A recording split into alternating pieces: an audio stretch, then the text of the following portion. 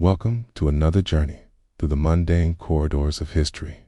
Tonight, we're stepping into the daily life of ancient Egypt, not through the lens of pharaohs and pyramids, but through the quiet, repetitive rhythms that filled the hours of ordinary people. This is a story told slowly, with detail and patience, perfect for drifting away as we explore what it truly meant to wake up, work, eat, and sleep along the banks of the Nile some 3,000 years ago. Let us begin at dawn, in a small mud-brick house in a village near Thebes, around 1250 BCE, during the reign of Ramesses II. The first light hasn't yet broken over the eastern hills, but the village is already stirring with the faintest sounds of life beginning again. Inside a modest dwelling, a family sleeps on woven reed mats spread across the packed earth floor. The house is simple, consisting of 4 small rooms arranged around a central living area. The walls are thick mud brick, plastered with a mixture of mud and straw, and whitewashed with gypsum to reflect the brutal heat of the day. The ceiling is low, made from wooden beams covered with palm fronds and sealed with more mud plaster. In the corner, a small window near the roofline allows air to circulate, but is positioned high enough to maintain privacy and keep out the worst of the midday sun.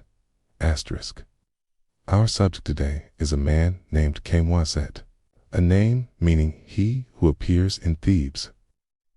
Though he's not the famous son of Ramesses II, who bore the same name, but rather an ordinary craftsman, a carpenter who works in the village workshops producing furniture, tools, and wooden implements for both local use and for sale in the markets of Thebes proper. He is 32 years old, married to a woman named Mutimia, and father to 3 children, 2 sons aged 9 and 6, and a daughter of 4 years. The very first sensation of the day is not light, but sound. Outside, a rooster belonging to a neighbor announces the approaching dawn with its rasping crow. This is followed shortly by the braying of a donkey tethered in a nearby courtyard. These sounds have been the alarm clock of agricultural civilizations for thousands of years. And in ancient Egypt, they served the same purpose with reliable monotony. Kamwaset's eyes opened slowly. The room is still quite dark, lit only by the faintest pre-dawn glow filtering through the high window. His sleep has been relatively undisturbed, though the night was warm, and he woke once to take a drink of water from the ceramic jar that sits near the doorway. The water has been there since yesterday evening, drawn from the village well by his wife, and though it is no longer cool, it is clean and tastes faintly of the clay vessel that holds it. He lies still for a moment, oriented toward the east, as is customary, his head resting on a wooden headrest rather than a pillow. These headrests are a distinctive feature of Egyptian sleeping arrangements, carved from a single piece of wood, or sometimes made from limestone, designed to elevate the head and keep elaborate hairstyles intact through the night. For common people, they also help keep the head cool and allow air to circulate around the neck in the oppressive heat. Kamwaset's headrest is one he carved himself years ago, smooth from repeated use, with a gently curved surface that has conformed over time to the shape of his neck and skull. Next to him, Mutimia still sleeps, her breathing slow and even. She wears a simple linen shift, the same garment she will wear throughout the day with minimal adjustment. Linen is the fabric of Egypt, produced from the flax plants that grow abundantly in the delta and along the Nile Valley. The thread is spun by hand, woven on simple ground looms, and the resulting fabric ranges from coarse and practical to remarkably fine, depending on the quality of the thread and the skill of the weaver. The family's everyday clothing is of medium quality, neither the roughest cloth worn by field laborers nor the fine, nearly transparent linen favored by the wealthy. Kamwaset sits up carefully, placing his feet on the floor. The packed earth is cool against his soles, a pleasant sensation that will disappear once the sun climbs higher. He is naked, as most Egyptian men sleep, and as many go about their work, especially in the summer months. The climate makes heavy clothing unnecessary and often uncomfortable, and the culture has no particular taboo about nudity in many contexts, though there are certainly occasions and places where more formal dress is expected. Asterisk, he stands and stretches, feeling the stiffness in his back and shoulders from yesterday's work. He had spent most of the previous day planing boards of imported cedar, a task that requires maintaining the same bent posture for hours at a time. Cedar comes from Lebanon, brought down the coast by ship, and then up the Nile, and it is expensive compared to the local woods like acacia, sycamore, fig, and tamarisk. When a customer commissions a piece in cedar, it is usually something special, a door for a shrine or a fine box for storing valuable items, and the work must be done with extra care. Asterisk, the room where the family sleeps is also where they store most of their possessions. Along one wall are several large ceramic jars, some containing grain, others holding oil, dried fish, and other foodstuffs. Baskets woven from palm fiber and reeds hold additional items, dried vegetables, tools, scraps of cloth, and various other necessities. A wooden chest, which came with set, made early in his marriage, contains the family's better clothing, a few pieces of simple jewelry, and some personal items belonging to Mutimia, including a bronze mirror, a comb carved from bone, and several small ceramic containers of coal for darkening her eyes and green malachite powder for eye paint. Asterisk, he moves quietly to avoid waking the children. Sleep in the next room, in that space, which is slightly smaller than the main sleeping area. The two boys share one sleeping mat, while the daughter has her own. The children sleep soundly, as children do, and won't wake for a while yet. The boys will eventually need to rise for their own tasks. The older one to spend part of the day learning his father's trade, the younger to help his mother and run errands. But for now, they rest. Asterisk came Wyset, steps through the doorway into the central living area of the house. This room serves multiple purposes throughout the day. It is where food is prepared, where the family eats, where work is sometimes done when the weather is poor, and where they sit in the evening to talk, repair tools, or engage in various small tasks. At the moment, it is empty and quiet, lit only by the growing dawn light that falls through the doorway, leading to the small courtyard. Asterisk, he walks outside into the courtyard, which is enclosed by the walls of the house on 3 sides and by a low wall on the 4th.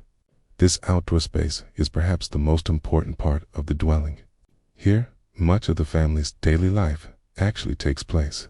There is a simple bread oven made of clay, beehive-shaped and about waist-high, which Mutimia will fire up later to bake the day's bread.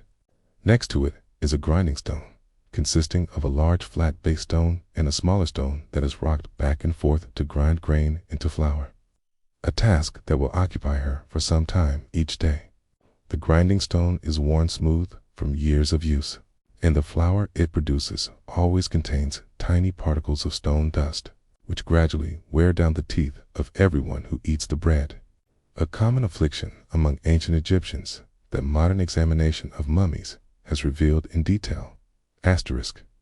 In one corner of the courtyard is a small area for food preparation, with a few ceramic bowls and pots stacked neatly. In another corner, there are several large storage jars half buried in the ground to keep their contents cooler. Near the entrance from the house, a wooden post supports a stretched linen awning that provides shade during the hottest part of the day. Asterisk. Cain Wasset walks to the far corner of the courtyard, where a large ceramic jar sits next to a low wall. This is the household's latrine arrangement, simple but functional. He relieves himself and afterward uses a handful of sand from a basket kept nearby for basic cleaning, common practice in a place where water is too valuable to waste on such purposes. Later, the contents will be removed and disposed of in designated areas away from the village, or sometimes used as fertilizer for gardens. Asterisk as he finishes and walks back toward the center of the courtyard. The sky is definitely lighter now. The sun hasn't yet appeared over the eastern hills, but the deep blue of night has given way to a pale gray blue, and the stars have faded. The air is still relatively cool, the most pleasant temperature of the entire day. In a few hours, the heat will be intense, but for now, this brief window of comfortable coolness is a gift. Camoiset returns to the interior of the house and finds a clean linen kilt, which he wraps around his waist and tucks in to secure it. The kilt is a simple rectangle of fabric, roughly 2 cubits long and 1 cubit wide, wrapped around the body and tied or tucked at the waist. His is plain white, slightly yellowed from repeated washing and from exposure to the sun. Wealthier men might have pleated kilts, starched to hold their shape, or kilts with decorative borders, but Camoiset's is purely functional. He pours water from the jar near the doorway into a shallow ceramic bowl and performs a simple washing of his face and hands. The water is cool on his skin, refreshing. He uses no soap, which does exist in Egypt but is expensive, made from plant ash and animal fats, typically used only for special occasions or by wealthier households. For daily washing, water alone suffices, sometimes with the addition of natron, a naturally occurring salt that has mild cleansing properties. After drying his hands on a scrap of linen kept for this purpose, Camoiset runs his fingers through his hair, which is dark and cut relatively short for practicality. Some men shave their heads entirely, especially priests and some workers whose occupations make it more hygienic. But craftsmen like Camoiset typically keep some hair. He considers whether to wear a head covering for the day, but decides against it. Later, if he works outside in the full sun, he'll tie a strip of linen around his head for protection. But for now, inside the workshop, it won't be necessary. By this time, Mutimye has awakened. He hears her moving in the sleeping room, the soft sounds of her rising, adjusting her clothing, to performing her own morning routine. She emerges a few minutes later, her dark hair slightly tousled, her face still soft with sleep. She is 28 years old, her skin browned by years of sun exposure, her hands rough from daily work. Around her neck, she wears a simple amulet, a small fiance charm in the shape of the Eye of Horus, meant to provide protection. It was a gift from her mother when she married, and she rarely removes it. They greet each other with a few quiet words, nothing elaborate. Just a comfortable exchange of a long married couple beginning another day together. There is affection between them, though it is expressed more through small acts of consideration than through overt displays. She asks if he slept well. He says, well enough. She mentions that she needs to go to the well earlier today because neighbors told her yesterday that the water level has dropped slightly and the morning queue will be longer. He nods, says he'll eat something before heading to the workshop, and asks if there's bread from yesterday. There is, and she fetches it from a covered basket, along with some onions and a small amount of cheese made from goat's milk. This is a typical breakfast for their class: bread, onions, perhaps some cheese, or a few dates if they have them.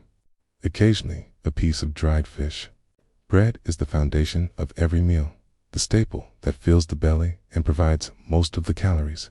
The bread itself is hearty, made from emmer, wheat, or barley, dense and substantial, quite different from the light, fluffy bread of modern times.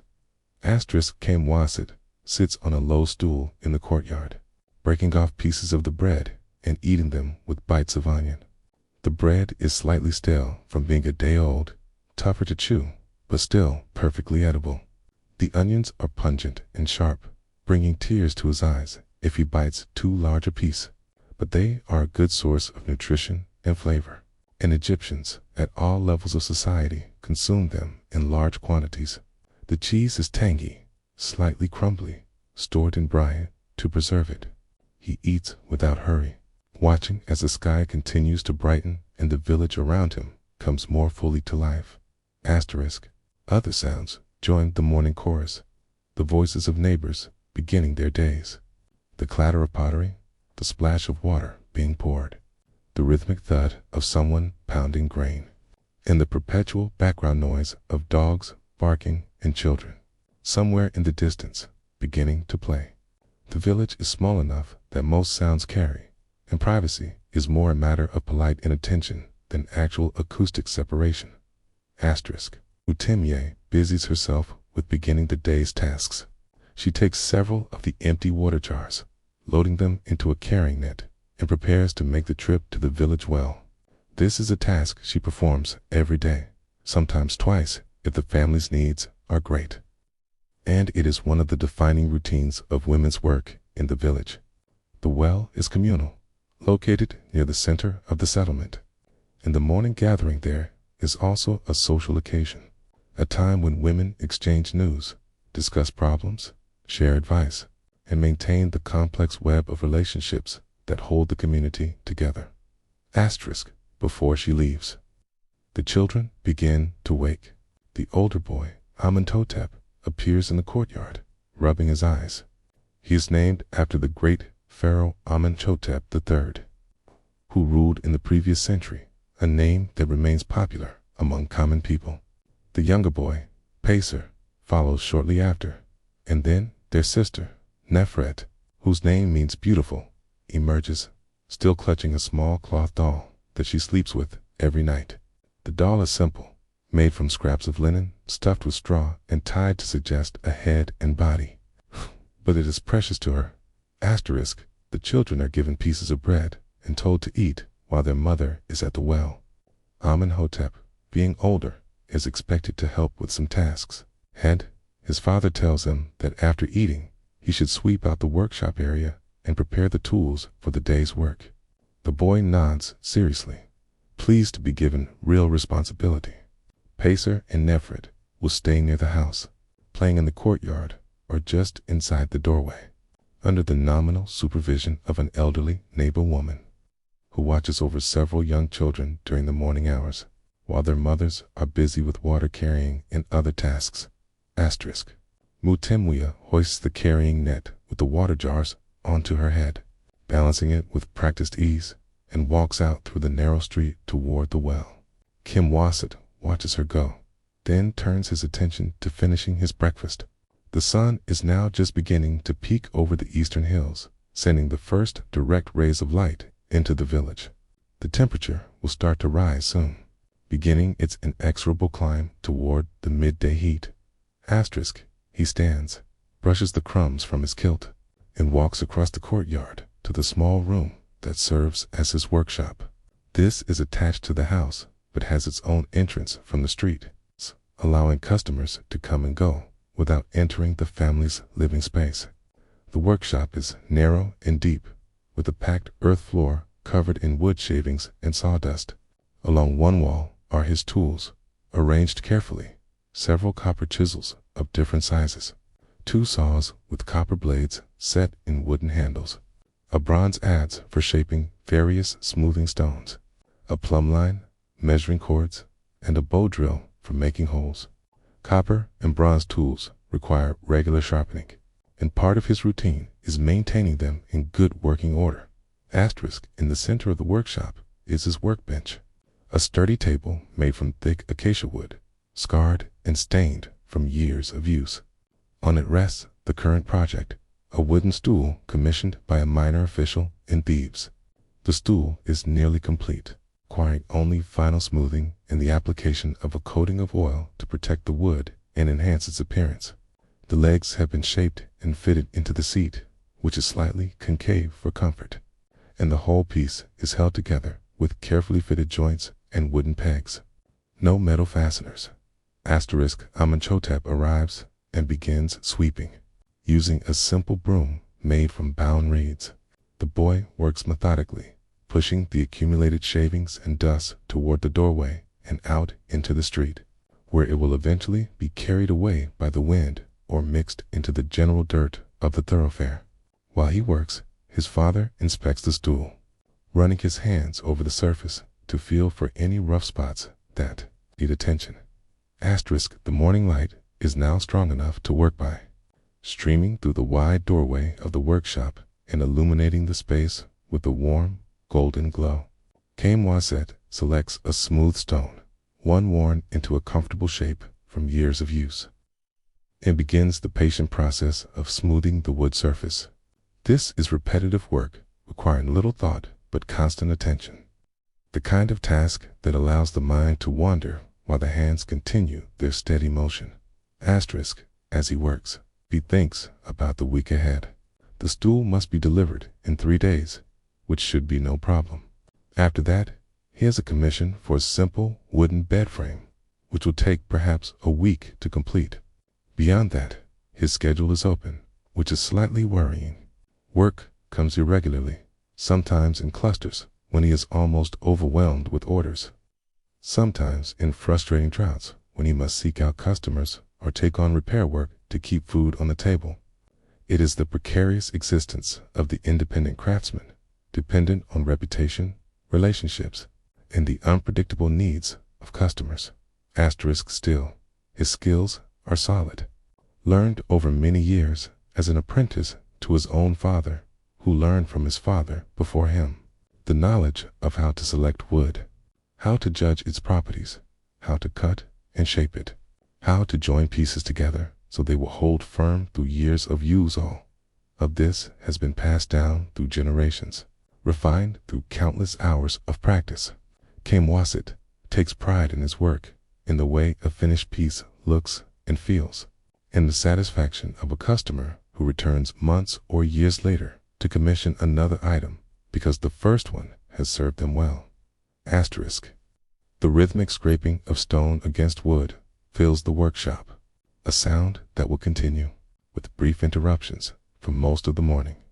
Outside, the village continues to wake and organize itself for the day ahead. The sun climbs higher, the light intensifies, and the cool comfort of dawn gives way to the beginning of heat. Asterisk. This is how the day begins in ancient Egypt, not with grand drama or historical significance, but with the quiet, unremarkable routines that filled most human lives for most of human history. Waking, washing, eating, beginning work, tending to family, all against the backdrop of a sun that rises reliably every morning over the Nile Valley, just as it has for thousands of years and will for thousands more.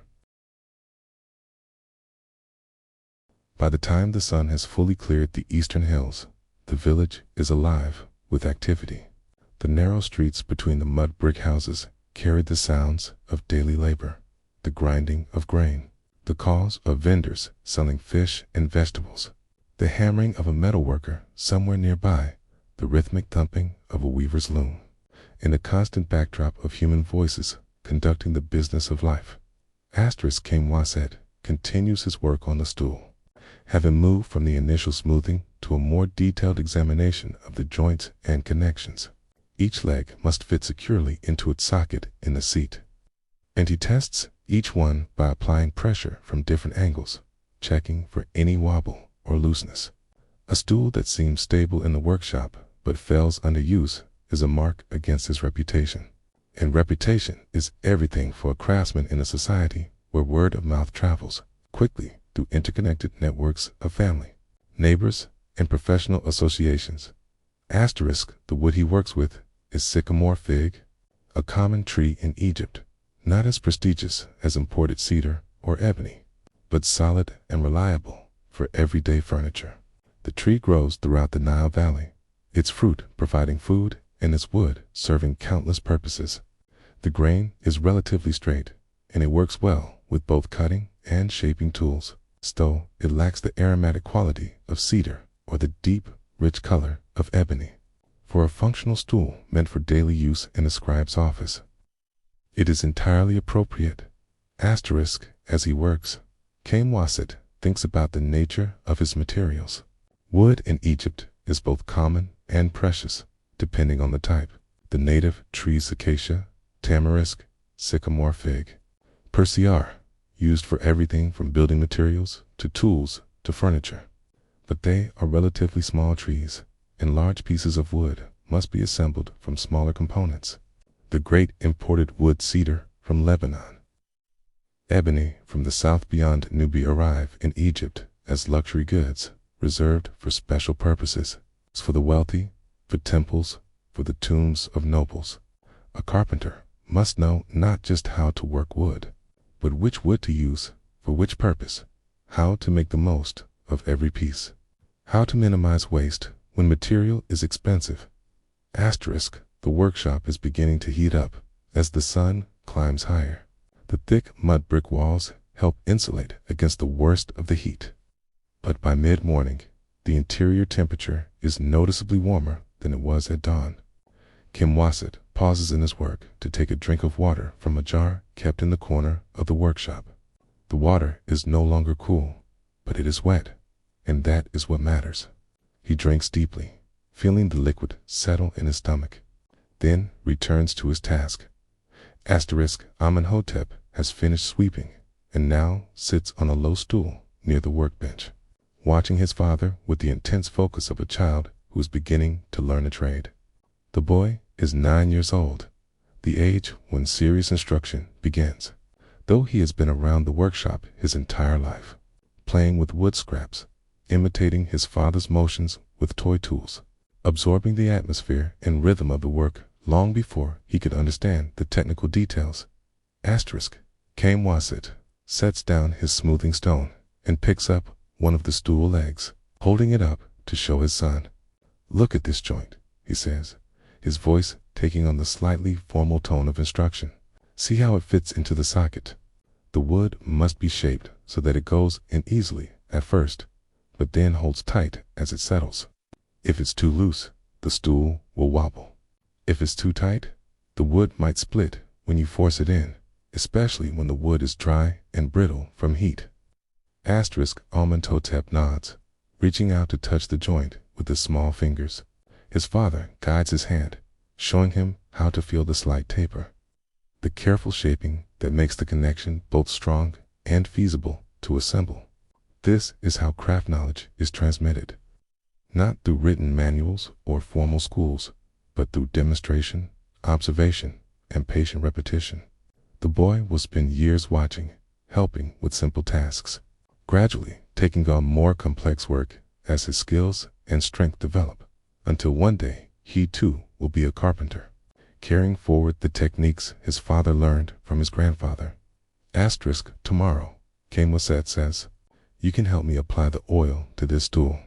I'll show you how to rub it in so the wood takes it evenly, how to make it shine without leaving sticky spots. It's simple work, but it matters.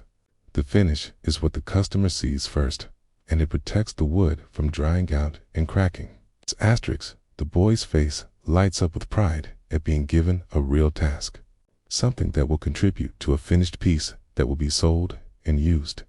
Children in ancient Egypt are integrated into the working life of their families from a young age, not as a form of exploitation, but as the natural process of education and socialization. There are no separate spheres of childhood and adulthood, no extended adolescence of pure education and play. Instead, children gradually take on more responsibility as they grow, learning by doing, becoming competent members of the household economy long before physical maturity. Asterisk, outside. In the courtyard of the house, Mutimia has returned from the well with full water jars. The trip took longer than usual, as she predicted, because several women were drawing water for larger tasks. Today one was preparing for brewing beer. Another was doing laundry. A third was mixing mud for repairs to her house. The well is deep, dug down to reach the water table that is fed by the Nile's annual inundation, and hauling up the water bucket by bucket, then filling jars and carrying them balanced on the head back to the house, is strenuous work that takes significant time. Asterisk, at the well, Mutimia had exchanged news with the other women. There was talk of a wedding being planned for next month. The daughter of a man who worked as a fisherman marrying a young man who was apprenticed to a potter. There was discussion of the price of certain goods in the market. Dried fish had become more expensive recently, though no one was quite sure why. Perhaps because the catch had been poor, or because merchants were hoarding supplies. Someone's child was ill with a fever, and there was conversation about which remedies might help, whether to try a poultice of honey and herbs or to seek out a doctor. though doctors charge fees that many families cannot easily afford. Asterisk. There was also the inevitable gossip, the social currency of any small community. A certain man was drinking too much beer and neglecting his work. A woman was suspected of being pregnant, though she had not yet announced it. Two neighbors were feuding over a disputed property line in their shared courtyard. These snippets of information flowed through the village like water through irrigation channels, connecting everyone, keeping people informed about the complex web of relationships and events that make up communal life. Now, back at the house, Eutimia begins one of the day's major tasks, grinding grain into flour for bread. The grain, emmer wheat, has been stored in large sealed jars to protect it from moisture and vermin. She pours a quantity into a large ceramic bowl, then carries it to the grinding stone in the courtyard. The stone consists of a large, flat-based stone, slightly concave from years of use, and a smaller, cylindrical grinding stone that she will rock back and forth across the grain. Asterisk. She kneels before the grinding stone, pours some of the grain onto the base, and begins the work. The motion is rhythmic, almost meditative, rocking the upper stone forward and back, crushing the grain between the two surfaces. It is hard work, requiring strength in the arms and shoulders, and it is time-consuming. To produce enough flour for a day's bread for a family of 5 will take at least an hour, often longer, and it must be done fresh, because flour does not store as well as whole grain. Asterisk. As she grinds, Mutimwia thinks about the bread she will make. There are different types, some finer, some coarser, some flavored with dates or honey for special occasions. But most days the bread is simple and straightforward. Flour, water, salt, and whatever natural yeast is in the air or left over from the previous batch of dough. The bread is the center of every meal, the thing that transforms other foods from garnishes into sustenance. A family can survive on bread, onions, and water alone, and many do during lean times. Anything beyond that, the cheese, the fish, the beer, the occasional meat is appreciated, but not essential. Asterisk. The grinding stone makes its own sound, a low, gritty scraping that joins the morning symphony of village noises. As the grain is crushed, the flour collects around the edges of the base stone, and periodically, Mutimia scrapes it together and pours it into a clean ceramic bowl. The flour is coarse by modern standards, full of tiny particles of stone dust from the grinding process itself. This stone dust is unavoidable, a byproduct of the technology available. And over the course of a lifetime, it will wear down the teeth of everyone who eats the bread. Examination of ancient Egyptian mummies shows severe dental wear, even in young adults, directly attributable to this gritty flour. Asterisk. Young Pacer and Nefret played nearby in the courtyard. Their games, simple and imaginative. Pacer has found a few sticks and is arranging them in patterns, perhaps building an imaginary house or boat. Nefret sits with her cloth doll, talking to it in the nonsensical language of early childhood, feeding it pretend food, wrapping it in scraps of fabric. The children are content, occupied in the way that children have always been, creating entire worlds from minimal materials.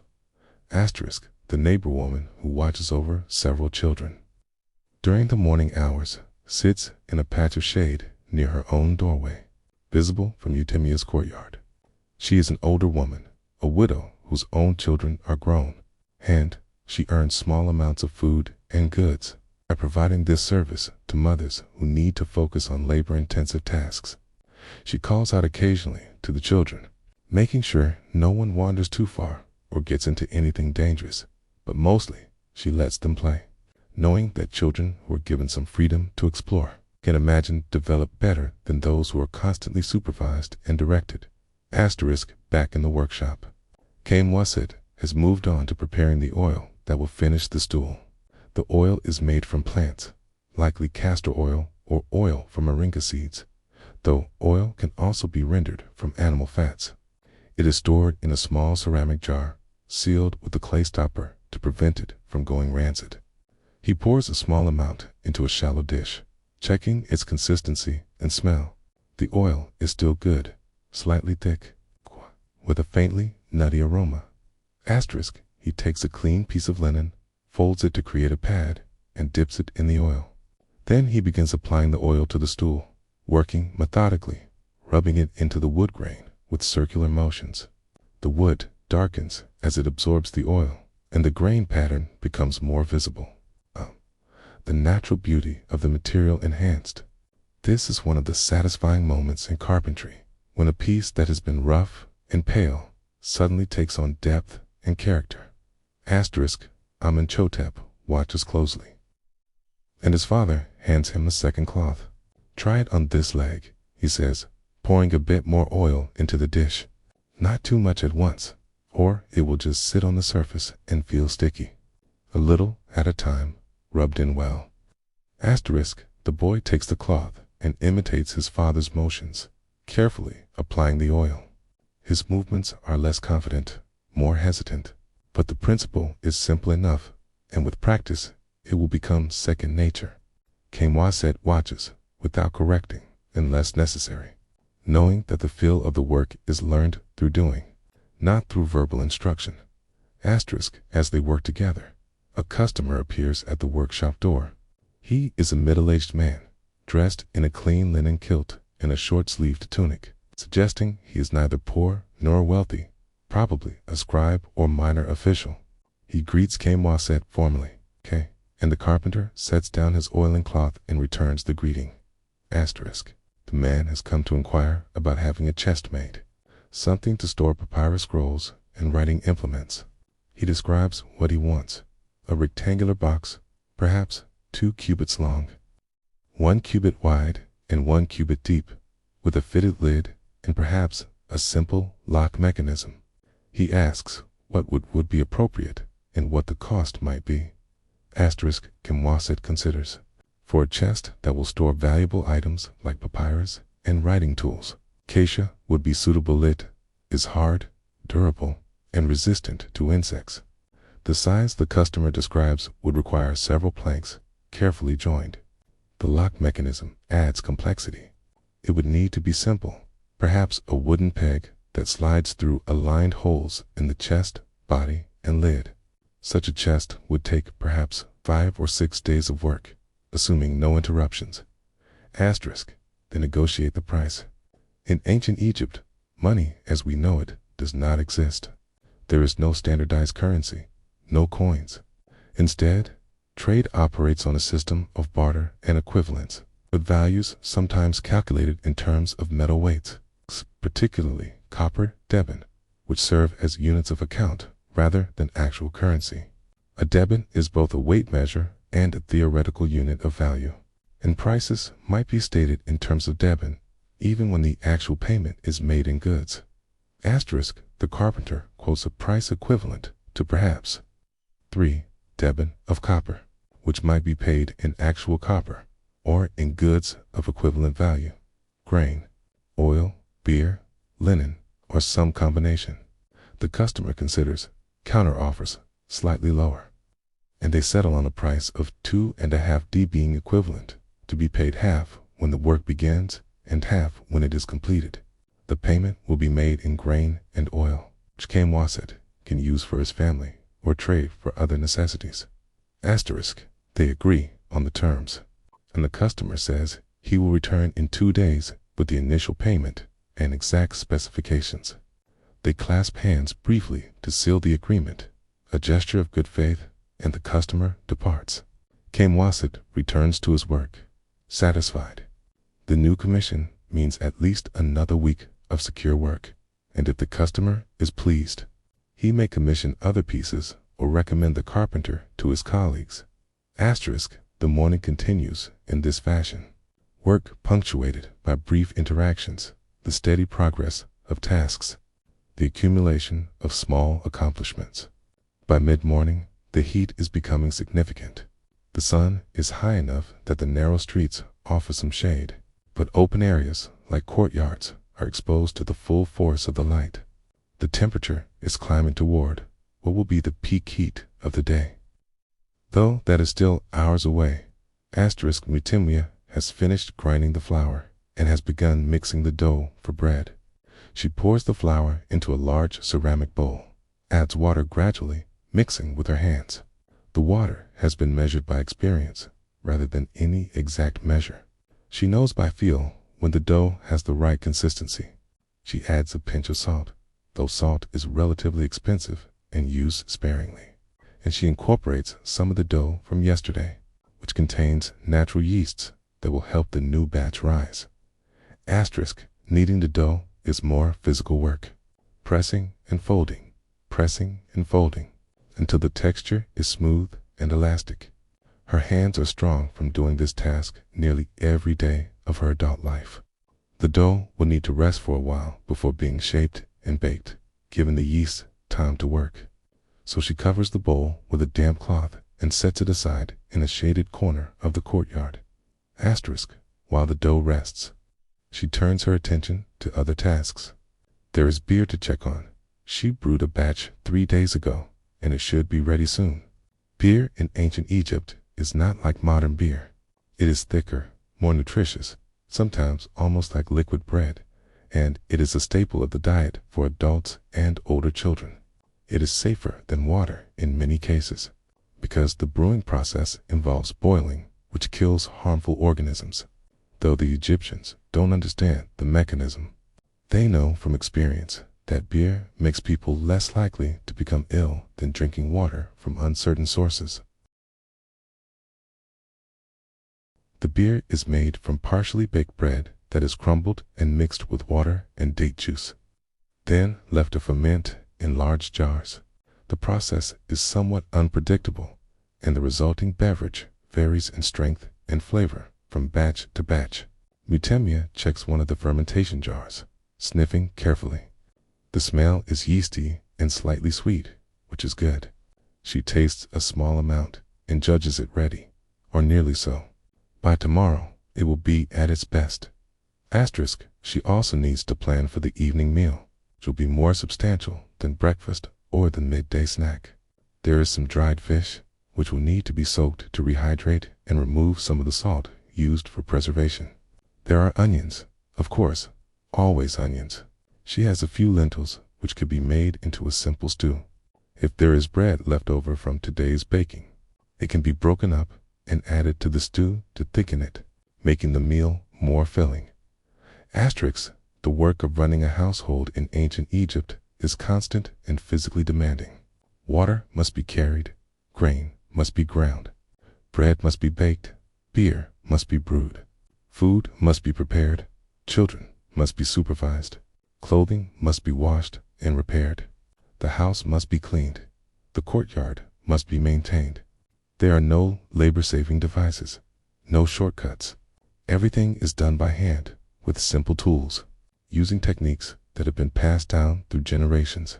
Yet within this framework of repetitive labor, there is also skill, knowledge, and a certain satisfaction in competence.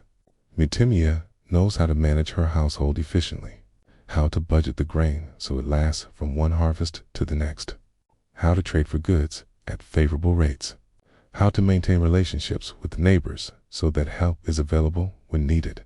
She knows which herbs can soothe the child's stomachache, how to tell if fish is still fresh enough to eat, how to get stains out of linen, how to keep the bread oven at the right temperature. This knowledge is valuable, essential, and it is passed from mother to daughter, just as craft skills are passed from father to son. By late morning, the village is at its busiest. The market area near the center of the settlement is crowded with people buying and selling. Vendors call out their wares: fresh fish from the Nile, vegetables from gardens, pottery and baskets, amulets and charms, prepared foods for those who can afford to buy rather than make their own meals. The market operates on the barter system, with everyone negotiating, comparing values, arguing over quality and quantity, trying to get the best deal possible. A few itinerant workers pass through, looking for day labor. These are men who don't have established trades or who are between regular employment, willing to do whatever work is available, carrying heavy loads, helping with construction, clearing irrigation ditches, anything that requires muscle rather than specialized skill. The pay is minimal, usually calculated by the day, often provided as food and beer rather than goods that can be stored or traded. Asterisk, there are also specialists who move from village to village, providing services that are needed only occasionally. A doctor who can set broken bones and provide medicines. A barber who cuts hair and sometimes performs minor surgical procedures. A professional mourner who can be hired to wail and lament at funerals, giving proper dramatic expression to grief. These specialists charge for their services, and their prices are negotiable, depending on the customer's ability to pay and the complexity of the task. Asterisk, Kim Waset and Amenhotep have finished oiling the stool, and it now sits on the workbench, gleaming softly in the light from the doorway. The wood has taken on a warm, rich tone, and the surface is smooth to the touch. Tomorrow, when the oil has fully absorbed and dried, Kamwaset will deliver it to the customer in Thebes, a trip that would take most of the morning, walking to the river, arranging transport across on a ferry, walking to the customer's house in the city, collecting payment, and returning. Such trips are both a business necessity and a welcome break from the routine of the workshop, a chance to see a bit more of the wider world beyond the village. Asterisk, for now. Though the stool is done, and King Waset turns his attention to other tasks, there are tools that need sharpening, wood that needs to be sorted and organized, a partially broken table that a neighbor has asked him to repair, paying in vegetables from her garden. The work is never entirely finished. There is always something that needs doing, some task that has been postponed and now demands attention. Asterisk, the rhythms of work in ancient Egypt are governed by the sun, by the heat, by the seasons, by the annual cycle of the Nile. There is work that can only be done at certain times, planting after the inundation recedes, harvesting when the crops are ripe, construction during the dry season when mud bricks can dry properly. But for craftsmen like Kamwazit, the work is more consistent, less tied to the agricultural calendar, though still influenced by demand, which fluctuates based on economic conditions, festivals, and the unpredictable needs of customers. Asterisk, as midday approaches, the heat becomes oppressive. The sun is nearly overhead, and shadows shrink to mere puddles beneath objects. Most outdoor work slows or stops during the hottest hours, and people retreat to shade wherever it can be found. The workshop, despite its thick walls, is warm, and Kamwaset decides to pause for a while, taking a rest during the least comfortable part of the day. Asterisk, he and Amenhotep return to the courtyard, where Mutamur has set out a simple midday meal: bread, onions, some cheese, and beer diluted with water for the children. They sit in the shade of the linen awning, eating without much conversation, conserving energy in the heat. Even the children are quieter now. It's the intensity of the sun sapping, the energy that fueled their morning games. Asterisk. This is the pattern of a morning in ancient Egypt, in a small village, in an ordinary household: work and rest, labor and small meals, the management of resources and time, the transmission of knowledge from one generation to the next, the maintenance of relationships and reputation, all conducted within the framework of a society that has existed largely unchanged for centuries, where the basic patterns of life are stable, predictable, and continuous. The midday hours in ancient Egypt are governed by heat during the summer months, which stretch long across the calendar. The sun reaches an intensity that makes outdoor labor not just uncomfortable, but genuinely dangerous. The temperature in the shade can exceed 40 degrees Celsius, and in direct sunlight, the heat is overwhelming, a physical pressure that seems to press down from above, radiating up from the baked earth below, surrounding the body in an envelope of shimmering warmth that drains energy and makes every movement an effort. Asterisk. in Kenwaset's courtyard. The family has finished their midday meal and now enters the period of rest that divides the working day. This rest is not laziness, but practical necessity. A recognition that human bodies have limits and that to push through the peak heat invites exhaustion, illness, or worse. Even the animals recognize this wisdom. The dogs that roam the village streets find patches of deep shade and lie panting. It's too hot to chase or bark. The donkeys stand motionless in whatever shelter their owners have provided. Their heads lowered, their flanks twitching occasionally to dislodge flies. The birds fall silent, conserving their energy until the temperature moderates. Mutimia clears away the remains of the meal, storing the leftover bread in a covered basket where it will be protected from flies and mice, pouring the dregs of beer back into the main jar, wiping the eating bowls with a damp cloth and stacking them neatly. These small acts of housekeeping are performed with the efficiency of long practice, requiring no conscious thought, leaving her mind free to wander over the tasks that await later in the day. The dough for the bread has risen during the morning hours, and she checks it now, pressing her finger into the surface to test its readiness. The dough springs back slowly, which means it has fermented sufficiently. She will shape the loaves soon, but they will need time to rise again before baking, and the heat of the day makes this a good time to prepare them so they can be baked in the late afternoon. When the temperature begins to drop and the addition of heat from the oven becomes more tolerable. She divides the dough into portions, each one roughly the same size, shaped by eye and experience rather than any measuring tool. Her hands are dusted with flour as she works, pressing and folding each portion into a round, flat shape. The bread will be simple, unleavened, or only slightly leavened, dense and filling. Some households make fancier breads for special occasions, shaped into elaborate forms or flavored with honey and spices. But everyday bread is utilitarian, designed to fill stomachs and provide energy for labor. As she works, she thinks about the bread oven, which will need to be fired soon. The oven is a dome of clay, about waist high, with an opening at the bottom for feeding fuel and an opening at the top for smoke to escape. Inside, the floor is flat, and the walls are thick enough to retain heat for extended periods. Preparing the oven is its own task. Gathering fuel, which in this largely treeless landscape means dried dung from cattle, donkeys, and other animals, mixed with straw and formed into cakes that burn steadily and relatively cleanly.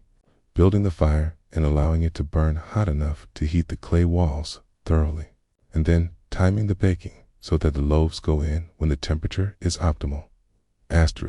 Kenwaset has retreated to the interior of the house, to the main room where the family sleeps.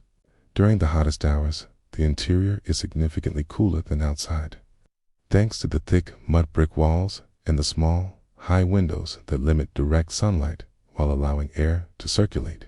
He lies down on the sleeping mat, not to sleep, but simply to rest, to be still, to let the heat wash over him without resistance. The children have the same idea, though young Nefret has actually fallen asleep, curled on her side, clutching her cloth doll, her breathing deep and even. Pacer lies nearby, not quite asleep, but drowsy, his eyes half closed, his mind drifting in that space between waking and dreams. Amenhotep, being older and more restless, tries to resist the torpor, but eventually he too settles into stillness, lying on his back, staring up at the dark wooden beams of the ceiling, watching the small gecko that has taken up residence there hunting for insects. The village as a whole enters a kind of suspension during these hours. The narrow streets are empty except for an occasional person hurrying from one shaded place to another. The sounds of morning activity have faded. No more grinding of grain, no hammering from the metalworker's shop, no calls from the market vendors. Even conversation seems too effortful, and the usual social exchanges that punctuate the day are temporarily abandoned. In wealthier households, those of successful merchants or scribes or minor officials. There might be servants who fan the air with large palm fronds, providing a slight breeze that makes the heat more bearable. There might be pools of water in interior courtyards, the evaporation creating a cooling effect. There might be supplies of preserved ice or snow brought down from the mountains at great expense, reserved for the very wealthy and used sparingly. But in households like Camewiset's, there are no such luxuries. There is only the shade, the stillness, and the waiting. Asterisk time during these midday hours seems to expand and slow. The sun, which moved so visibly in the early morning, now appears to hang motionless at its zenith. The shadows, which provided some relief earlier, have shrunk to nothing, offering no shelter. The heat radiates from every surface, from the walls, from the ground, from the very air itself. It is a dry heat, mercifully, unlike the humid oppressiveness that would make breathing difficult. But it is intense, relentless, unavoidable. Came was said, lies still and lets his mind wander. He thinks about the stool he completed this morning, mentally reviewing each step of the construction to see if there is anything he might have done differently. Any small improvement he can make next time. He thinks about the chest he will begin working on in a few days, planning the sequence of operations, selecting the wood, cutting it to rough dimensions, shaping the pieces, preparing the joints, assembling and testing the fit, applying the finish. The work unfolds in his imagination like a scroll being unrolled, each step following logically from the previous one. He thinks about his family, about Amenhotep's progress in learning the trade, about whether Pacer will also become a carpenter or might find some other path. The boy seems less interested in woodworking than his older brother, more drawn to activities involving people and talk rather than solitary crafting. Perhaps he will become a merchant of some kind, or scribe if the family can somehow afford the education, though that seems unlikely.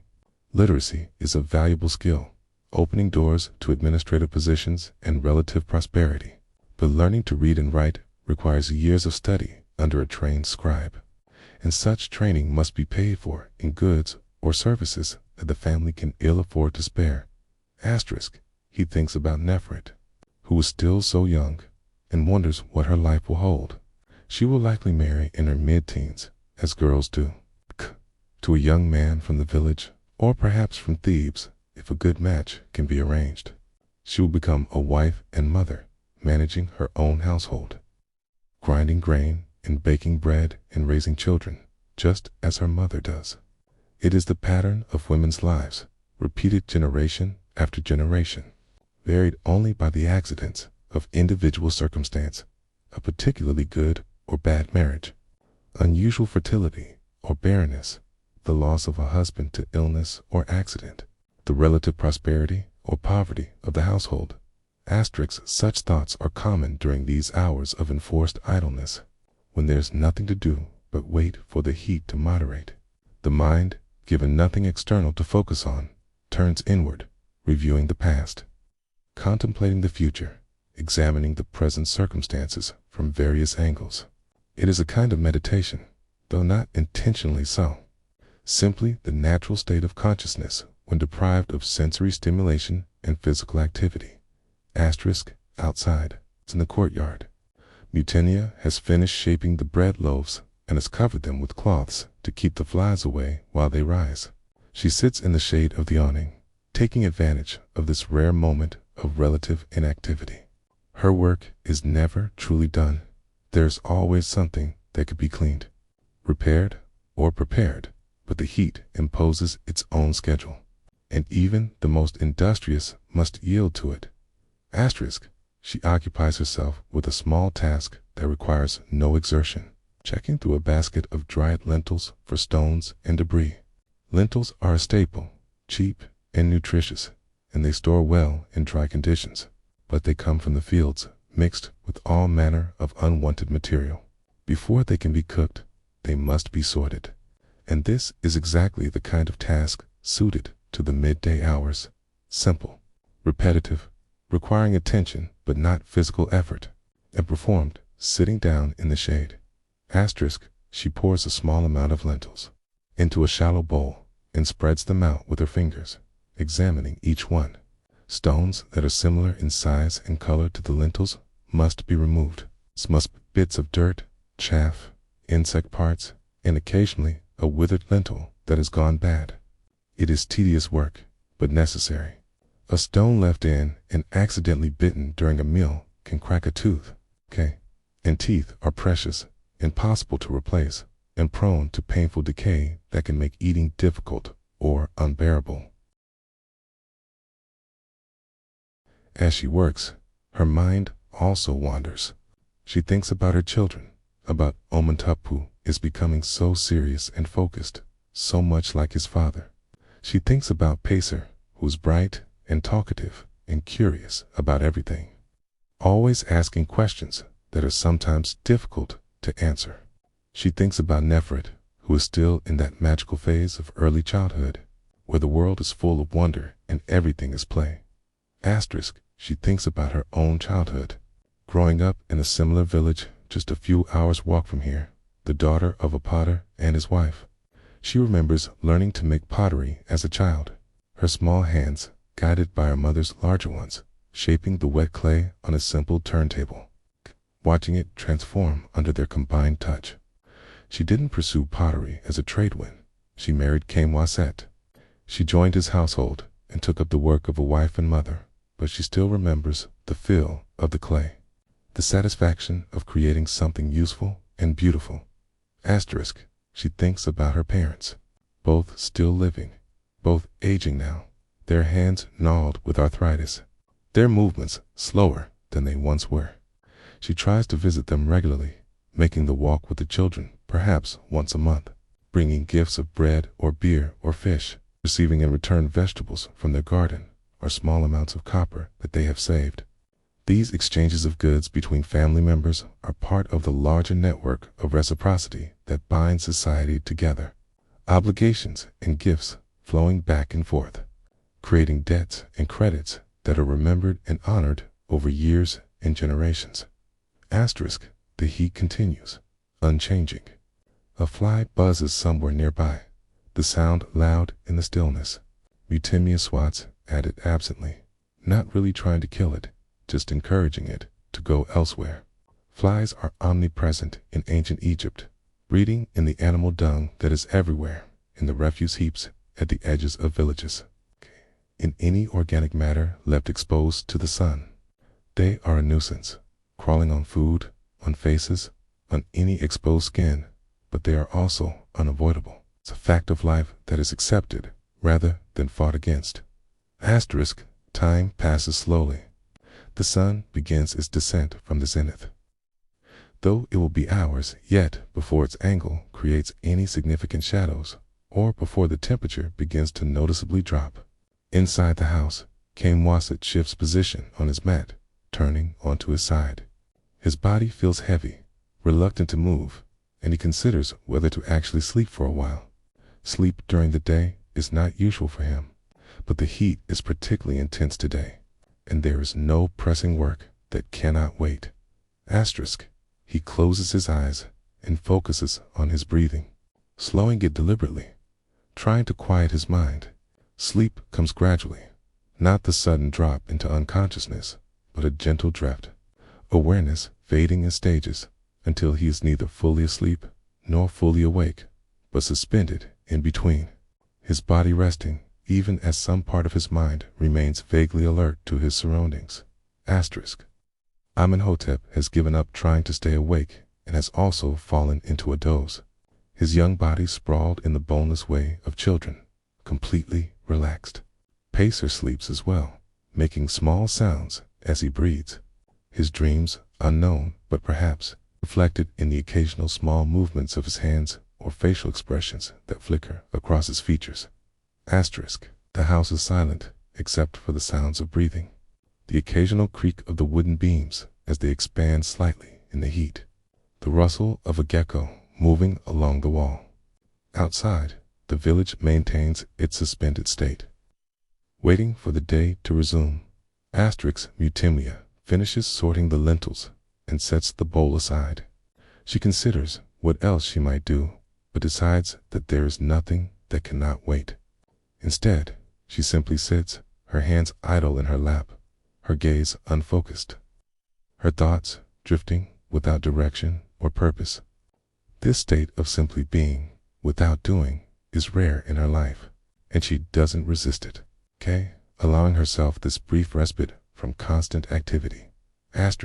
She thinks about the evening ahead, mentally organizing the tasks that will need to be done, baking the bread, which will take at least an hour once the oven is properly heated, preparing the lentil stew, which is simple enough but requires time to soak the lentils and then cook them until soft, soaking the dried fish, serving the meal, cleaning up afterward, preparing the children for sleep. Perhaps a brief conversation with Kmoiset about the day's events before they too lie down for the night. It is a familiar sequence, repeated with small variations almost every evening. The rhythm of domestic life. She thinks about the larger rhythms as well, the cycles that structured time in ancient Egypt. There is the daily cycle of sun and moon, light and darkness, heat and relative coolness. There is the monthly cycle of the moon, which governs certain religious observances and which women mark in their own bodies. There is the annual cycle of the Nile, the great river that is the source of all life in Egypt, the inundation when the river swells and floods the land, depositing rich silt that makes agriculture possible, the emergence when the waters recede and the planting begins, the harvest when the crops are gathered and the cycle prepares to begin again. There is also the cycle of human life: birth, childhood, adolescence, marriage, parenthood, aging, death. Each stage has its own character, its own responsibilities and privileges, its own place in the social order. Children are valued and protected, expected to obey and learn. Adults are workers and decision makers, responsible for providing and planning. The elderly are respected for their experience and knowledge, though they may no longer be capable of the hard physical labor that falls to younger bodies. These cycles give structure and meaning to existence. They make the world predictable, comprehensible, manageable. When the Nile fails to flood adequately, when the harvest is poor, when illness strikes, when death comes unexpectedly, these disruptions of the normal pattern are sources of anxiety and distress precisely because they break the expected rhythm, introducing uncertainty into what should be reliable and known. The midday hours continue their slow passage. Somewhere in the village, a baby cries, the sound rising and then falling as the mother presumably tends to the child's needs. A dog barks once, twice, then falls silent again. The wind, which was still earlier, begins to stir slightly, carrying with it the faint smell of the river, a mixture of water and mud and vegetation, the fundamental smell of Egypt itself. Kmoiset drifts deeper into sleep, his body temperature gradually adjusting to the heat, his metabolism slowing, his muscles completely relaxed. This rest, though taken during the day, serves a real purpose. It allows the body to recover from the morning's exertions and prepares it for the work of the late afternoon and evening. It is a biological adaptation to the climate, a survival strategy developed over countless generations of living in this environment. In the courtyard, Mutimia stands and stretches, feeling the stiffness in her joints from sitting in one position for too long. She walks slowly around the courtyard, not going anywhere in particular, just moving to prevent cramping. She checks the bread loaves again, lifting the cloth to examine them. They have risen nicely, puffing up from the shape rounds she made earlier, and they will be ready to bake soon. Perhaps in another hour when she starts preparing the oven. She checks the beer jar, peering into it and sniffing. The fermentation is complete, and the beer is ready to drink. It has a sharp, yeasty smell, not unpleasant, and when she dips a cup in and takes a small taste, the flavor is good, slightly sweet from the dates, slightly sour from the fermentation, with the grainy undertone of the bread from which it was made. This batch is successful, and there is enough to last several days if consumed in moderation. Water is also checked, ensuring that the jars are still adequately filled. Water evaporates in the heat, and jars that were full in the morning may be noticeably lower by evening. The family will need water for drinking, for cooking, for washing. And it is her responsibility to ensure that supply is adequate. If the jars are running low, she will need to make another trip to the well late in the afternoon, a task she would prefer to avoid, but will do if necessary. She considers starting the fire in the bread oven, but decides to wait a bit longer. The heat of the day is still too intense, and adding the heat of the oven fire would make the courtyard unbearable. Better to wait until the sun has moved further west and the temperature has dropped at least slightly. The timing of bread baking is an art, balancing the need for heat in the oven against the desire to avoid adding more heat to an already hot environment. Instead, she begins preparing the dried fish that will be part of the evening meal. The fish, probably tilapia or catfish, common species from the Nile, has been gutted, split, salted, and dried in the sun, a preservation method that allows fish caught during times of abundance to be stored and consumed weeks or months later. The dried fish is hard, almost like wood, and must be soaked in water to become edible again. As the sun begins its descent from the highest point in the sky, the village gradually returns to life. The change is not sudden, but incremental, a slow emergence from the suspended state of midday rest. The first signs are subtle. A door opening here, a figure moving from shadow into the still bright street there. The resumption of conversation as neighbors step out of their houses and exchange a few words about the heat, about the work that awaits, about nothing in particular. Inside came Wasit's house. The carpenter stirs from his rest, his period of sleep or near sleep coming to a natural end as his body registers the slight drop in temperature and the changing quality of the light. He sits up slowly, running his hands through his hair, working his jaw to relieve the stiffness from lying in one position. His mouth is dry, and he reaches for the water jar, drinking deeply, feeling the liquid course down his throat and settle in his stomach.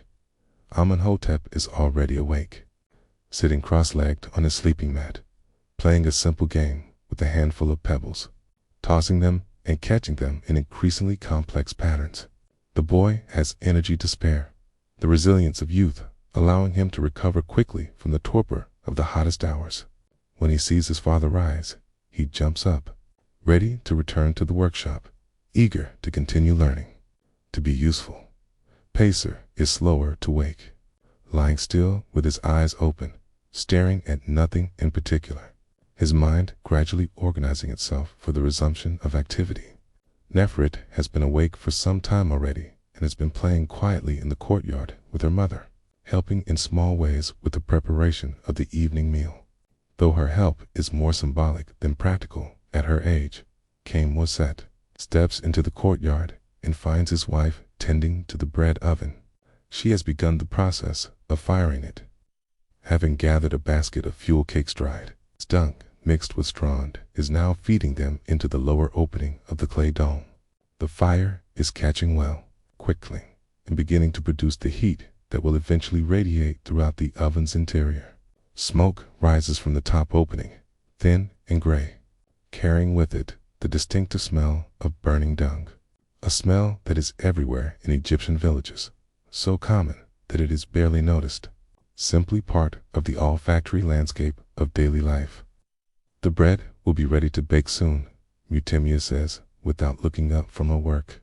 She is focused on building the fire properly, adding fuel gradually so that the temperature rises steadily rather than spiking and dropping. The clay walls of the oven need time to absorb and retain the heat, and rushing the process results in uneven baking, with some loaves burned on the outside while remaining raw in the center. Kimwasit nods and walks to the workshop to assess what tasks await him for the remainder of the day. The stool he completed in the morning sits on the workbench, the oil finish now dry, the wood glowing with a soft luster. Tomorrow He will carry it to Thebes for delivery, but for today it is finished. One task successfully completed. He runs his hand over the surface one last time, checking for any imperfection he might have missed, but finds none. It is good work, and he feels the quiet satisfaction that comes from craftsmanship well executed. The broken table that his neighbor asked him to repair leans against one wall of the workshop, and he decides this is a good task for the late afternoon. The repair is relatively simple. One of the legs has come loose from its socket, and the joint needs to be cleaned, refitted, and secured. It is not work that requires intense concentration or perfect conditions, and it can be done in stages, making it ideal for the still warm afternoon hours when energy and focus are not yet fully restored. He carries the table to the workbench, and begins examining the damaged joint more carefully. The leg has pulled away because the wood in the socket has split slightly, probably from repeated stress or from the wood drying out and shrinking. The split will need to be addressed, perhaps by binding the area with wet leather that will shrink as it dries, pulling the split closed, or by carefully drilling and inserting a wooden peg that will hold the damaged area together. Amenhotep appears at his side, watching with the intent focus that has become characteristic of him when observing his father's work. Camoset explains what he is seeing, pointing out the split wood, describing how it happened and what must be done to fix it. The boy nods, understanding, and asks a question. Could you prevent it from splitting in the first place? It is a good question, showing that the boy is thinking beyond the immediate repair to the underlying principles of construction. Camoset considers his answer carefully. Sometimes, he says, if you design the joint with the grain of the wood in mind, if you don't make the socket too deep or the leg too tight, if you oil the wood regularly to keep it from drying out too much. But wood is alive, even after it's been cut and shaped. It moves with changes in moisture and temperature. It has its own character. Sometimes, even with the best design, things fail. That's why knowing how to repair is as important as knowing how to build. This is the essence of craft knowledge, not just the techniques of construction, but the understanding of materials, their properties, their behaviors, their limitations. Wood is not inert material, but something with its own nature, and working with wood successfully requires respect for that nature, an accommodation between the craftsman's intentions and the wood's inherent characteristics. While Camoset begins to repair work, selecting a drill bit and preparing to bore holes for reinforcing pegs, activity in the village continues to increase. The market area, nearly deserted during the midday hours, is coming alive again as vendors return to their spots and customers emerge to make purchases or simply to socialize. The market in an ancient Egyptian village is not a permanent structure with fixed stalls, but rather a designated open area where people gather with goods to sell or trade. Some vendors are professionals who make their living through trade, but many are ordinary people with surplus items from their household production.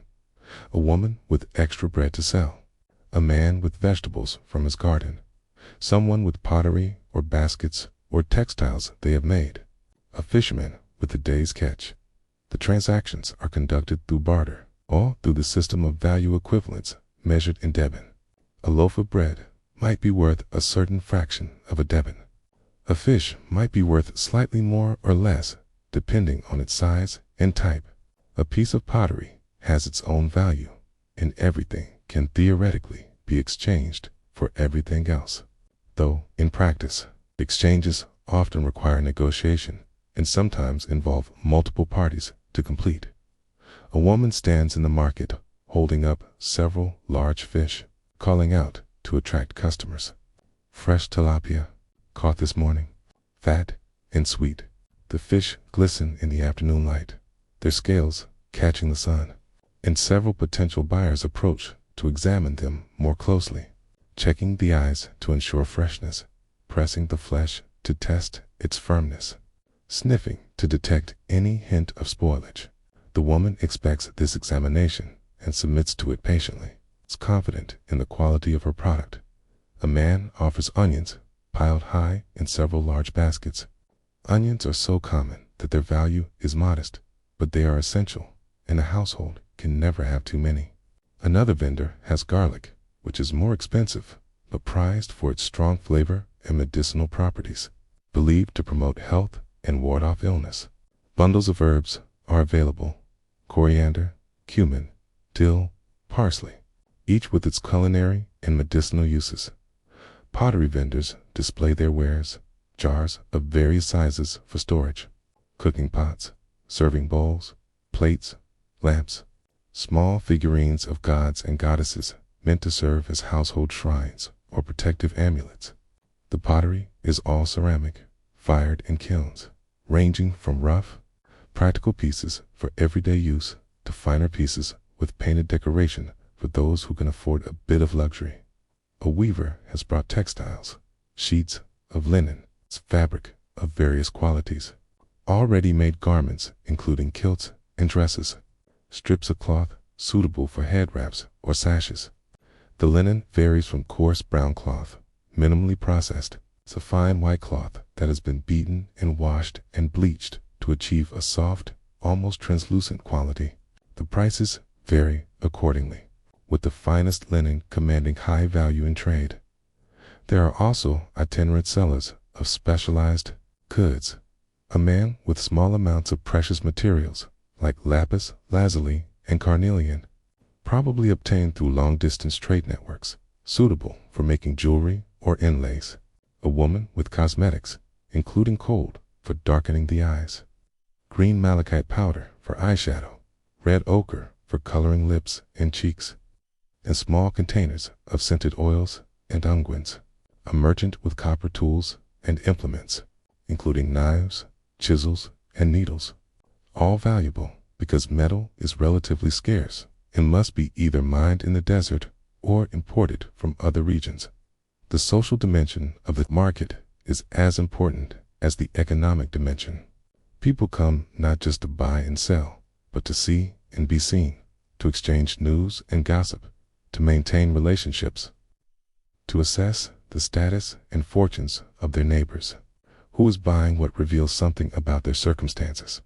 A family purchasing only the cheapest basics is known to be struggling, while one buying fine textiles or expensive fish is clearly doing well. These observations are filed away, becoming part of the collective knowledge of the community. Mutimya has left the bread oven to tend itself for a while. The fire is well established and needs only occasional additions of fuel, and has walked to the market with Pacer and Nefrit. She needs a few items, some additional lentils to supplement what she has for the evening stew, perhaps some garlic if the price is reasonable, and she wants to inquire about the availability of oil because her household supply is running low. Asterisk. She walks through the market with the children trailing behind, stopping at various vendors to examine goods and discuss prices. The negotiations are friendly but serious. She picks up a handful of lentils from one vendor's basket, letting them run through her fingers, checking for quality. How much? She asks. Asterisk. The vendor, a middle-aged man with sun-darkened skin and calloused hands, names a price. Mutimya shakes her head. Too much. Your lentils are good, but not that good. And I saw another vendor with lentils just as nice for less. Asterisk. This is the ritual of bargaining, expected and even enjoyed by both parties. The vendor smiles, not offended, and names a lower price. Mutimya considers, makes a counteroffer. They settle on a price between the two, and she produces a small loaf of bread from the basket she carries. One of yesterday's loaves that she brought specifically for trading. The vendor weighs the bread in his hand, judges it acceptable, and measures out lentils into a cloth bag she provides. The transaction is complete, both parties satisfied. Asterisk. She moves on to another vendor, examining garlic bulbs. The garlic is good quality, firm and aromatic, but expensive. She hesitates, calculating in her mind whether the household budget can accommodate this small luxury. Finally, She decides to purchase just 2 bulbs, trading a small amount of beer for them. The beer is measured from a jar she has brought, poured into the vendor's own container, and the garlic is handed over. Asterisk. The children watch these transactions with interest, learning by observation how trade is conducted, how to assess quality, how to negotiate, how to manage limited resources. Pacer, at 6 years old, is beginning to understand the basic principles, though the details still elude him. Nefret, younger, simply enjoys the stimulation of the busy market, the colors and sounds and movement, the sense of being part of something larger than the domestic sphere of the household. Asterisk. As Mutemier conducts her business, she also engages in social exchanges. She greets a woman she knows, a neighbor from several houses away, and they talk briefly about their children, about the heat, about a wedding that is being planned. Another woman joins them. The conversation expands to include discussion of a minor scandal. Someone's husband has been seen spending too much time with a woman who is not his wife, and there is speculation about whether anything inappropriate is actually occurring, or whether it is merely innocent friendship being misinterpreted by suspicious minds. Asterisk. Such conversations are the medium through which community norms are reinforced and deviance is identified and corrected. The fear of gossip, of becoming the subject of disapproving talk, is a powerful mechanism of social control in a small community where reputation matters and where most people will spend their entire lives among the same network of families and relationships. Asterisk. An old man sits at the edge of the market area, not buying or selling, but simply present, watching the activity with the detached interest of someone who has seen it all before many times. He is a respected figure in the village, a former craftsman who is now too elderly to work, but whose experience and wisdom are still valued. Younger people greet him respectfully as they pass, sometimes stopping to ask his opinion on some matter or to inform him of news he might not have heard. Asterisk. Near the old man, a group of children play a game involving sticks and a ball made from leather scraps sewn together and stuffed with reeds. The game appears to involve throwing the ball and hitting it with the sticks, keeping it in the air as long as possible, with points scored based on some system of rules known to the players. They shout and laugh, their energy inexhaustible despite the heat.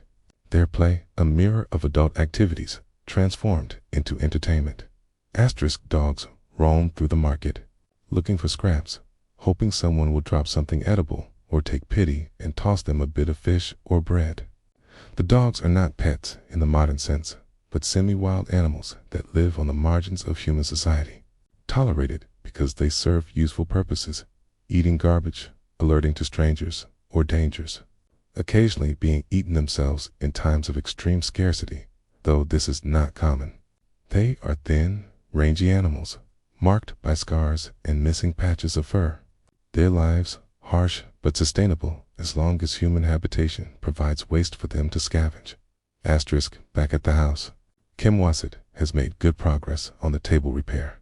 He has drilled holes for reinforcing pegs, cut the pegs from scraps of acacia wood, and is now applying a mixture of glue made from animal hides to the joint before inserting the pegs. The glue is sticky and strong when dry, providing additional holding power beyond the mechanical connection of the wooden parts. He works carefully, ensuring that the glue is applied evenly and that the pegs are driven in firmly, but not so hard that they split the already damaged wood. Asterisk. Amenhotep assists by handing his father tools as they are needed. A simple task, but one that teaches him to anticipate the sequence of operations, to understand the flow of work. The boy also asks questions, and Kim Wasset answers them patiently, explaining not just what he's doing, but why, revealing the reasoning behind each decision. Asterisk. Why do you use glue if the pegs already hold the pieces together? Amenhotep asks. Asterisk. The pegs provide strength in one direction, Kim Wasset explains, but wood can move in other directions too. The glue fills the small gaps and spaces, creating a bond that works in all directions. Together, the pegs and glue make a repair that is stronger than either one alone. It's like how a family is stronger when everyone works together than when each person acts alone. Asterisk, the analogy to family is not accidental. Egyptian society is structured around family units, and the family is the basic economic, social, and emotional unit of life. Individuals are defined primarily by their place in family networks, and the metaphors of family are applied to many other relationships and structures. The pharaoh is the father of Egypt. The gods are the divine family. Apprentices are like sons to their master craftsmen, and so on. Asterisk, the repair work is nearly complete. Kamwasat tests the joint, applying pressure from various angles, checking for any movement. The leg now holds firmly in its socket, and the table stands level and stable. It will need time for the glue to cure completely, perhaps overnight, but the structural work is done. He sets the table aside, satisfied with the outcome. Tomorrow, he will return it to his neighbor, who will likely pay with a basket of vegetables or some other household product. Asterisk, the sun is noticeably lower in the sky now, its light taking on the golden quality that characterizes late afternoon. The shadows have lengthened significantly, and the temperature, while still warm, has dropped enough that outdoor work is no longer uncomfortable. This is often the most productive period of the day. When energy has been restored by rest, the heat is manageable, and there are still several hours of good light remaining. Asterisk, Mutemwia returns from the market with her purchases and her children. She resumes tending the bread oven, which has reached the proper temperature. She removes the last of the fuel, allowing the fire to burn down to embers, and then sweeps out the ashes with a long-handled brush made from bound reeds. The interior of the oven is now very hot, the clay walls radiating stored heat, and it is ready for the bread. Asterisk, she retrieves the shaped loaves, which have risen nicely during the time she was at the market, and begins placing them on the hot floor of the oven using a wooden paddle. The loaves sizzle slightly as they make contact with the heated clay, and the smell of baking bread begins almost immediately. That fundamental aroma of grain and yeast and heat that has signaled sustenance to humans for thousands of years. Asterisk, the bread will bake for perhaps half an hour, depending on the retained heat in the oven and the thickness of the loaves. Mutemwia will check them periodically, and she knows by experience when they are done, the tops will be golden brown. The bottoms will sound hollow when tapped, and the aroma will have developed fully from the initial sharp smell of raw dough to the rich, complex fragrance of finished bread. Asterisk, while the bread bakes, she turns her attention to preparing the lentil stew. The lentils she purchased at the market are added to those she had already set aside, and she pours them into a cooking pot along with water. The pot is clay, darkened from many uses over a fire, thick-walled and stable. She adds the garlic she bought, crushing the cloves with a stone to release their pungent oils, and she adds salt, a precious commodity but necessary for flavor. Asterisk, the dried fish has been soaking for several hours now and has softened considerably. She changes the water one final time, squeezing the fish gently to remove excess salt. And then she flakes the fish into pieces, discarding any bones she finds. The fish will be added to the stew near the end of cooking, providing protein and a distinct flavor that complements the earthy taste of the lentils. She builds a cooking fire in a small clay fireplace in the courtyard, separate from the bread oven. This fire is smaller, designed to support a single pot, and it burns a mixture of dry dung and scraps of wood. She places the pot over the fire, adding a few pieces of dried onion and some herbs, coriander and dill that she keeps, hanging in bundles from the beams inside the house, dried from last season's garden. Asterisk, the stew would need to cook for at least an hour, probably longer, the lentils gradually softening in the hot water, absorbing the flavors of the garlic and herbs and fish, transforming from separate ingredients into a unified dish. It is simple food, peasant food, but it is nourishing and satisfying. and when served with fresh bread and perhaps some cheese or fresh onions, it makes a complete meal. Asterisk. As the bread bakes and the stew cooks, the village moves through the final hours of the working day. In workshops and yards, craftsmen complete their tasks or reach natural stopping points. In fields beyond the village, farmers tend their crops or manage irrigation channels, ensuring that the precious water reaches all areas evenly. Women gather in small groups to finish collective tasks. It's like grinding large quantities of grain for a festival, or weaving large pieces of cloth that require multiple hands. Asterisk. The late afternoon is also a time when people attend to personal matters. A man walks to the house of the village scribe, carrying a bag of grain as payment for having a letter written. The scribe, one of the minority of Egyptians who can read and write, serves as a professional intermediary between the literate world of officialdom and the largely illiterate common people. He writes letters, draws up contracts, records transactions, reads official documents that arrive from the government, and generally manages the interface between written and oral culture. Asterisk. Another man visits a small shrine at the edge of the village, a simple structure with an image of Hathor, goddess of love, joy, music, and motherhood. He leaves an offering of bread and beer, saying a brief prayer for his wife, who is pregnant, and hoping for a safe delivery. Religion in ancient Egypt is not primarily a matter of belief or theology, but of practice and relationship. The gods are real entities who can be influenced through proper offerings and prayers, and maintaining good relationships with them is a practical matter of ensuring their favor and avoiding their anger. Asterisk. Children run through the streets in groups, playing elaborate games that involve chasing, hiding, role-playing, and testing physical skills. A group of boys compete to see who can throw a stick the farthest. A group of girls create a dance, moving in patterns they invent, singing songs they have learned or made up. Play in ancient Egypt, as in all times and places, is how children learn social skills, develop physical coordination, practice adult roles, and form the friendships and alliances that will shape their adult lives. Asterisk. The afternoon moves toward evening, the light continuing to soften and warm, the temperature dropping gradually but noticeably. The rhythm of the day is approaching another transition, from the active hours of work to the quieter hours of evening rest, from the public sphere of marketplace and workshop to the private sphere of family and home, from the harsh light of day to the gentle darkness of night. As the sun descends toward the western horizon, painting the sky in shades of orange and pink and deep purple, the village enters what is perhaps the most pleasant time of the day.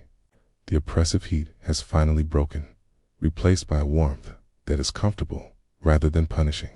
The light is soft and flattering, casting long shadows that stretch across the narrow streets and create pockets of deep shade that will soon merge into the general darkness of night. Asterisk. Kimwasit closes his workshop for the day, cleaning and organizing his tools with a methodical care that has become second nature over years of practice. Each tool is returned to its proper place, the chisels arranged by size, the saws hung on pegs, the stones and smoothing implements stacked neatly, the measuring cords coiled and stored. This ritual of closing the workshop is not merely practical, but also psychological, a marking of the boundary between work, time, and personal time, between the role of craftsman and the role of husband and father. Asterisk. He steps out into the courtyard, where Metimia is removing the bread from the oven. She uses the long wooden paddle to slide each loaf out, and they emerge golden brown and fragrant. The crusts crispy and the interiors steaming when she breaks one open to check its doneness. The bread is perfect, and she arranges the loaves on a woven reed mat to cool, covering them with a clean cloth to keep flies away. Asterisk. The lentil stew has been cooking slowly, and the lentils have softened to the point where they begin to break down and thicken the liquid. The aroma rising from the pot is rich and savory, the garlic and herbs infusing the entire dish with complex flavor. Metimia adds the flaked dried fish now, stirring it in gently, and allows the stew to cook for just a few more minutes so the fish can heat through without becoming tough or rubbery. Asterisk. The children have been summoned from their play and have returned to the courtyard, their faces flushed from running, their hair disheveled, their bodies showing the accumulated dirt of a day spent outdoors. Before the meal, Mutimwia insists that they wash their hands and faces, and she pours water from a jar into a basin for this purpose. The children splash the water on their skin, rubbing away the worst of the grime, though they remain fundamentally dusty, a condition that is essentially permanent in this environment where dust is everywhere. And thorough bathing is an occasional luxury rather than a daily routine. Asterisk. The family gathers in the courtyard for the evening meal. There is no formal dining table. Instead, they sit on woven mats spread on the ground, forming a loose circle. Mutemia serves the food, beginning with her husband, then the children in order of age, and finally herself. This hierarchy is observed not because of rigid rules, but simply as the customary way of doing things, reflecting the social structure of the family and the wider society. Asterisk. The bread is broken into pieces and distributed. Each person receives a bowl of the lentil stew, thick and hearty, with chunks of fish distributed throughout. There are also fresh onions, which are eaten raw alongside the stew, their sharp taste complementing the richness of the lentils. A small amount of soft cheese is passed around, and there is beer to drink, the batch that Mutemia brewed several days ago, now at its peak of flavor and mild alcoholic content. Asterisk. The meal is eaten with hands rather than utensils. Pieces of bread are used to scoop up the stew, the bread serving as both food and implement, eventually becoming saturated with the liquid and consumed itself. The process is efficient and practical, requiring no tools to manufacture or clean, though it does result in fingers that are thoroughly coated with food, which are periodically wiped on scraps of cloth or simply licked clean. Asterisk. As they eat, the family talks about the day. Kamwazet mentions the new commission for the chest, describing what the customer wants, and calculating aloud how long the work will take and what materials he will need. Mutemia reports on the market, on the prices she paid and the gossip she heard. Amenhotep describes what he learned in the workshop, demonstrating his new knowledge by explaining the principles of wood joinery to his younger siblings, who listen with varying degrees of attention. Asterisk. Paser talks about his play, about the games he and the other children invented, about a dispute that arose and how it was resolved, about a dog that chased them until they climbed onto a wall to escape. Nefret contributes her own observations in the fragmentary language of early childhood, mixing real events with imagined ones, creating a narrative that makes sense to her, even if the adults cannot always follow the logic. Asterisk. The conversation is relaxed, punctuated by silences that are comfortable rather than awkward. There is no pressure to perform or to maintain constant talk. Sometimes they eat in silence, each person absorbed in their own thoughts or simply enjoying the food and the coolness of the evening air. The sounds of the village form a backdrop, other families having their own meals, conversations drifting over walls, the occasional bark of a dog, the call of night birds beginning their activity. Asterisk. The light continues to fade as the meal progresses. The sun has now dipped below the horizon, and the sky is darkening from deep blue to black, though the western sky still glows with the remnants of sunset. Stars are beginning to appear, first the brightest ones, then gradually more and more as the darkness deepens and the eyes adjust. The moon, in its waxing phase, has risen in the eastern sky, its light pale but sufficient to cast shadows and illuminate the outlines of buildings and walls. Asterisk. When the meal is finished, the bowls and cups are collected and cleaned. Mutemwia rinses them with water, using sand to scrub away the residue of food, then stacking them for use the next day. The leftover bread is carefully stored, covered to protect it from insects and rodents. The remaining stew is left in the pot, which is covered and set aside. It will be eaten cold tomorrow for the midday meal, or perhaps reheated if there is time and fuel to spare. Asterisk, the evening chores continue in the fading light. Eutemia sweeps the courtyard, gathering the day's accumulated debris and disposing of it in the street, where it will eventually be carried away by wind or collected by people whose job it is to manage village waste. Camusette checks the workshop one final time, ensuring that everything is secure and that no valuable tools have been left where they might be stolen during the night. Theft is not rampant in the village, where everyone knows everyone else and a thief would be quickly identified, but it is prudent to take basic precautions. The children are given a final opportunity to relieve themselves before sleep, and they squat over the designated area in the corner of the courtyard. Afterward, Eutemia washes them briefly with water, paying particular attention to their faces and hands, removing the worst of the day's accumulation of dirt and food. The children submit to this with the patient resignation of those who have been through the routine countless times before. Asterisk, as full darkness settles over the village. 8. The family prepares for sleep. In the main room of the house, the sleeping mats are already laid out from the previous night, and the children settle onto them without much prompting. They are tired from the day's activities, and sleep comes easily at this age. Nefret lies down with her cloth doll, arranging it carefully beside her. Pacer curls into his customary sleeping position on his side with his knees drawn up. Amenhotep lies on his back, his hands behind his head, his eyes open for a while as he thinks about the day and the days to come. But eventually his breathing slows and deepens, and he too falls asleep. Asterisk, King Waset and Eutemia remain in the courtyard a while longer, sitting together in the darkness, enjoying the coolness that has finally arrived. The temperature has dropped significantly now, and the air feels almost cool against their skin after the heat of the day.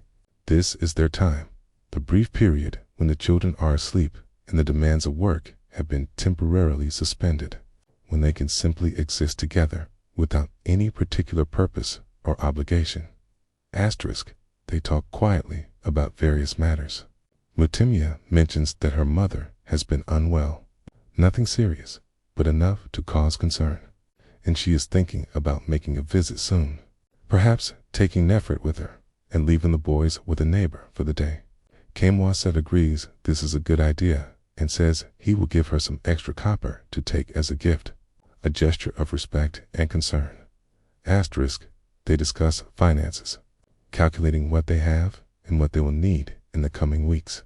The grain stores are adequate but not abundant, and they will need to be careful to make them last until the next harvest. The commission for the chest will bring in valuable trade goods, which will help. Camusette mentions that he might take on an apprentice, a boy from a family he knows, which would provide a small payment and also help with the workload, though it would also mean additional responsibility in the time required to teach. Asterisk, they talk about Amenhotep's progress, agreeing that the boy is developing well, showing both aptitude and dedication to learning the craft. They discuss whether Pacer should be encouraged toward a different path, and if so, what options might be available. The life of a craftsman is respectable and can provide adequately, but it is also precarious, dependent on a steady flow of customers and the physical ability to continue working. A position as a scribe or minor official, if it could somehow be arranged, would offer more security, though the path to such a position is not clear for a family of their status. Asterisk, they sit in comfortable silence for a while, listening to the sounds of the night. The village has quieted considerably now. Most families have finished their evening meals and are settling in for sleep. The sounds that remain are mostly natural: the chirping of insects, the occasional rustle of a rat or mouse in the shadows, the distant barking of dogs at the edge of the village, the soft hooting of an owl hunting in the fields beyond. Asterisk, the moon is higher now, its light silvering the edges of walls and creating a landscape of contrasts, bright surfaces, and deep shadows. The stars are brilliant in the clear desert sky, thousands upon thousands of them, forming the familiar patterns that Egyptians have watched and named for centuries. The Milky Way stretches across the heavens like a river of light, a celestial counterpart to the Nile that flows through the earthly landscape. Cain thinks about the stars, about the stories his father told him when he was young, stories of gods and goddesses, of the sun's daily journey across the sky and its nightly passage through the underworld, of the stars as divine beings or as the souls of the departed. He doesn't know if these stories are literally true, but they provide a framework for understanding the cosmos, for making sense of the regular patterns of celestial movement, for feeling connected to something larger than the immediate concerns of daily survival. Eventually, the coolness becomes actual cold, or at least cool enough that sitting still outdoors is no longer comfortable. Wasen and Mutimyo rise and enter the house, securing the door behind them. The door is simple, made of wooden planks bound together, hung on leather hinges, and held closed with a wooden bar that drops into brackets on either side of the doorframe. It provides basic security and privacy, though it would not withstand a determined intruder. Inside, the house is dark, lit only by the moonlight filtering through the high windows. They move by memory and feel, navigating to their sleeping area where the mat and headrest await. They lie down, said, first arranging his headrest and then settling into position, Mutimya lying down beside him. They exchange a few final, quiet words, nothing significant. Just the comfortable murmurings of a couple who have shared years of life together. Sleep comes gradually. Waset lies awake for a while, his mind reviewing the day, planning for tomorrow, occasionally drifting into half-formed thoughts that border on dreams before he catches himself and returns to full wakefulness. Gradually, however, these periods of wakefulness become shorter and the drift toward sleep becomes stronger, until finally consciousness fades entirely and he is truly asleep. Part 6. Deep night in the world of darkness. The village in the deepest part of night is a different place than it is during the day. The darkness is profound, broken only by the moon and stars. And the absence of artificial lighting means that night is truly dark in a way that is difficult for modern people to comprehend. There are no streetlights, no illuminated windows, no glow on the horizon from distant cities. When the moon sets or is dark, the night is almost absolute in its blackness, and people who must move about carry small oil lamps or torches, their flickering light creating small bubbles of visibility in the surrounding darkness. But tonight, the moon is bright enough to provide significant illumination, and the village is visible in shades of silver and black, a monochrome landscape of sleeping houses and empty streets. Most people are asleep, their bodies following the natural rhythm that has governed human existence for millennia. Activity during daylight, rest during darkness, the pattern synchronized with the sun's daily cycle. In Kamaset's house, the family sleeps deeply.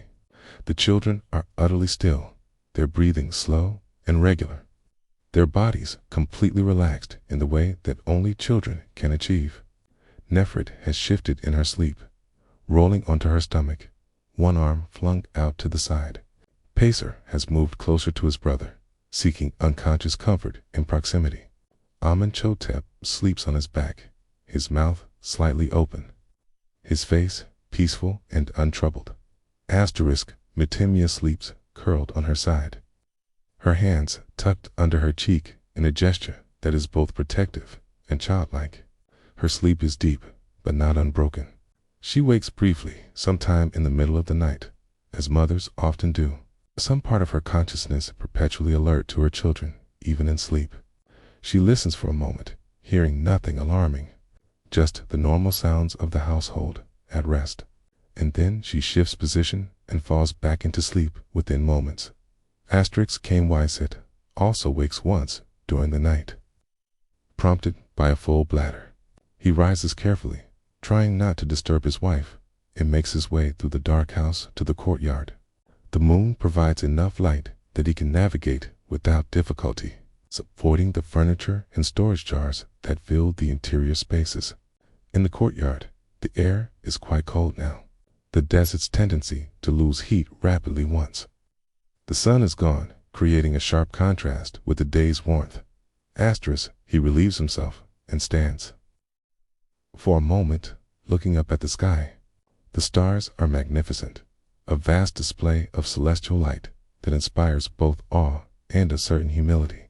He is aware of his own smallness beneath this vast dome, aware that the concerns and activities that fill his days are insignificant in the context of the eternal patterns that govern the heavens. Yet there is comfort in this insignificance, a sense that his small life is part of something larger, that he plays his role in the great cycle of existence, just as the stars play theirs. Hey. He returns to the sleeping room and lies down again, pulling a light linen blanket over himself.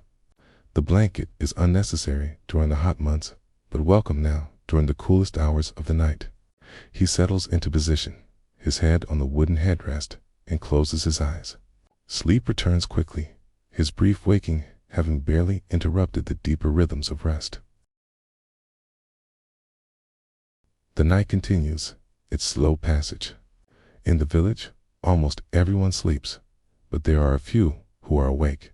A woman tends to a sick child, sitting beside him in the darkness, monitoring his breathing, occasionally filling his forehead to check his temperature, offering small sips of water. The child has a fever, and she is worried, though not yet panicked. Fevers are common, especially in children, and most pass without serious consequences. But some do not, and every parent lives with the awareness that illness can take a child quickly. That mortality in ancient Egypt is high, particularly for the very young and the very old. An elderly man cannot sleep, plagued by pain in his joints that worsens at night. He lies on his mat, shifting position frequently, trying to find some arrangement that provides relief, but the pain persists. He considers taking some of the willow bark decoction that his wife prepared for him, which sometimes helps, but he is reluctant to get up and disturb her. Instead, he endures, waiting for sleep to come or for dawn to arrive, whichever happens first. A young couple, newly married, whispered together in the darkness, their conversation intimate and private, exploring the still naval territory of their relationship. They talk about their hopes for the future, about the children they hope to have, about the household they are building together. Their voices are barely audible, soft murmurings that blend with the other night sounds, and eventually their conversation trails off as they too fall asleep, their bodies close together for warmth and comfort. At the edge of the village, a dog barks, alert to some disturbance that human senses cannot detect. Perhaps it is a fox or jackal prowling near the garbage heaps at the village periphery, searching for food. Perhaps it is simply another dog encroaching on territory. The barking continues for a few minutes, then stops as suddenly as it began, and silence returns. The night sky slowly wheels overhead, the stars following their appointed paths, constellations rising in the east and setting in the west in the eternal rotation that marks the passage of time. The Egyptians know these patterns intimately, using them to track the seasons, to-time agricultural activities, to navigate when traveling at night. The rising of certain stars signals the coming of the inundation. It's the life-giving flood of the Nile that makes civilization possible in this desert land. Other stars mark other significant times in the agricultural and religious calendar. The night is not entirely silent. There are always sounds, the rustle of wind through palm fronds, the creak of wood as buildings cool and contract, the movement of small animals, mice, rats, insects going about their nocturnal business. From the fields beyond the village come the sounds of larger animals, cattle lowing softly, the occasional bleat of a goat, the snort of a donkey. These domestic animals are valuable property, and they are kept as secure as possible, but they cannot be brought into the houses. So they remain in pens and enclosures that provide some protection, but cannot be completely secure against predators or thieves. Asterisk. K. In the desert, beyond the cultivated areas, the night belongs to other creatures, jackals and foxes, hyenas and wildcats, snakes and scorpions, all the animals that have adapted to the harsh environment of rock and sand. These animals rarely enter the village, deterred by human presence and the dogs that guard the settlement's perimeter, but they are out there, part of the larger ecosystem that surrounds and contains the narrow strip of human habitation along the river.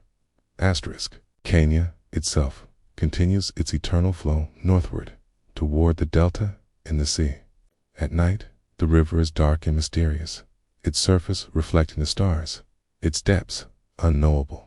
Crocodiles rest in the shallows or on mudbanks, their eyes and nostrils just above the water surface, waiting with the patience of perfect predators.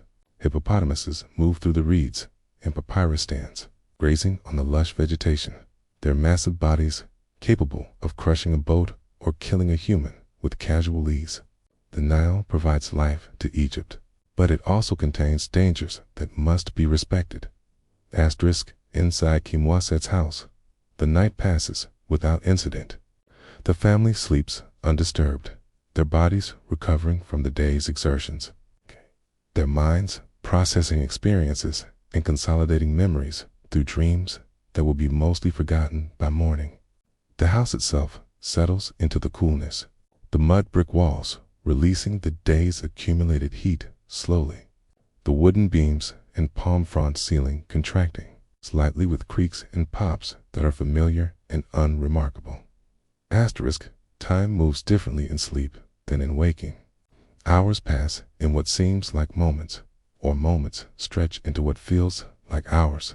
The sleeping mind has its own logic, its own pace, unconnected to the steady movement of the stars across the sky or the gradual approach of dawn. Dreams come and go, some vivid and memorable, others forgotten even as they are experienced, the sleeping brain constructing elaborate narratives from fragments of memory, fear, desire, and random neural activity. Asterisk. Kimwaset dreams of work, of wood and tools, of hand-shaping resistant material into useful forms. In the dream, the work goes impossibly well, each cut perfect, each joint fitting flawlessly. The finished pieces beautiful beyond anything he could create in waking life. There is satisfaction in the dream work, a feeling of competence and mastery, though underneath there is also anxiety, a sense that something is not quite right, that he has forgotten some crucial detail, or that the work will be rejected despite its apparent perfection. Asterisk. Mutamia dreams of her children, but they are somehow different in the dream, older or younger, or changed in indefinable ways.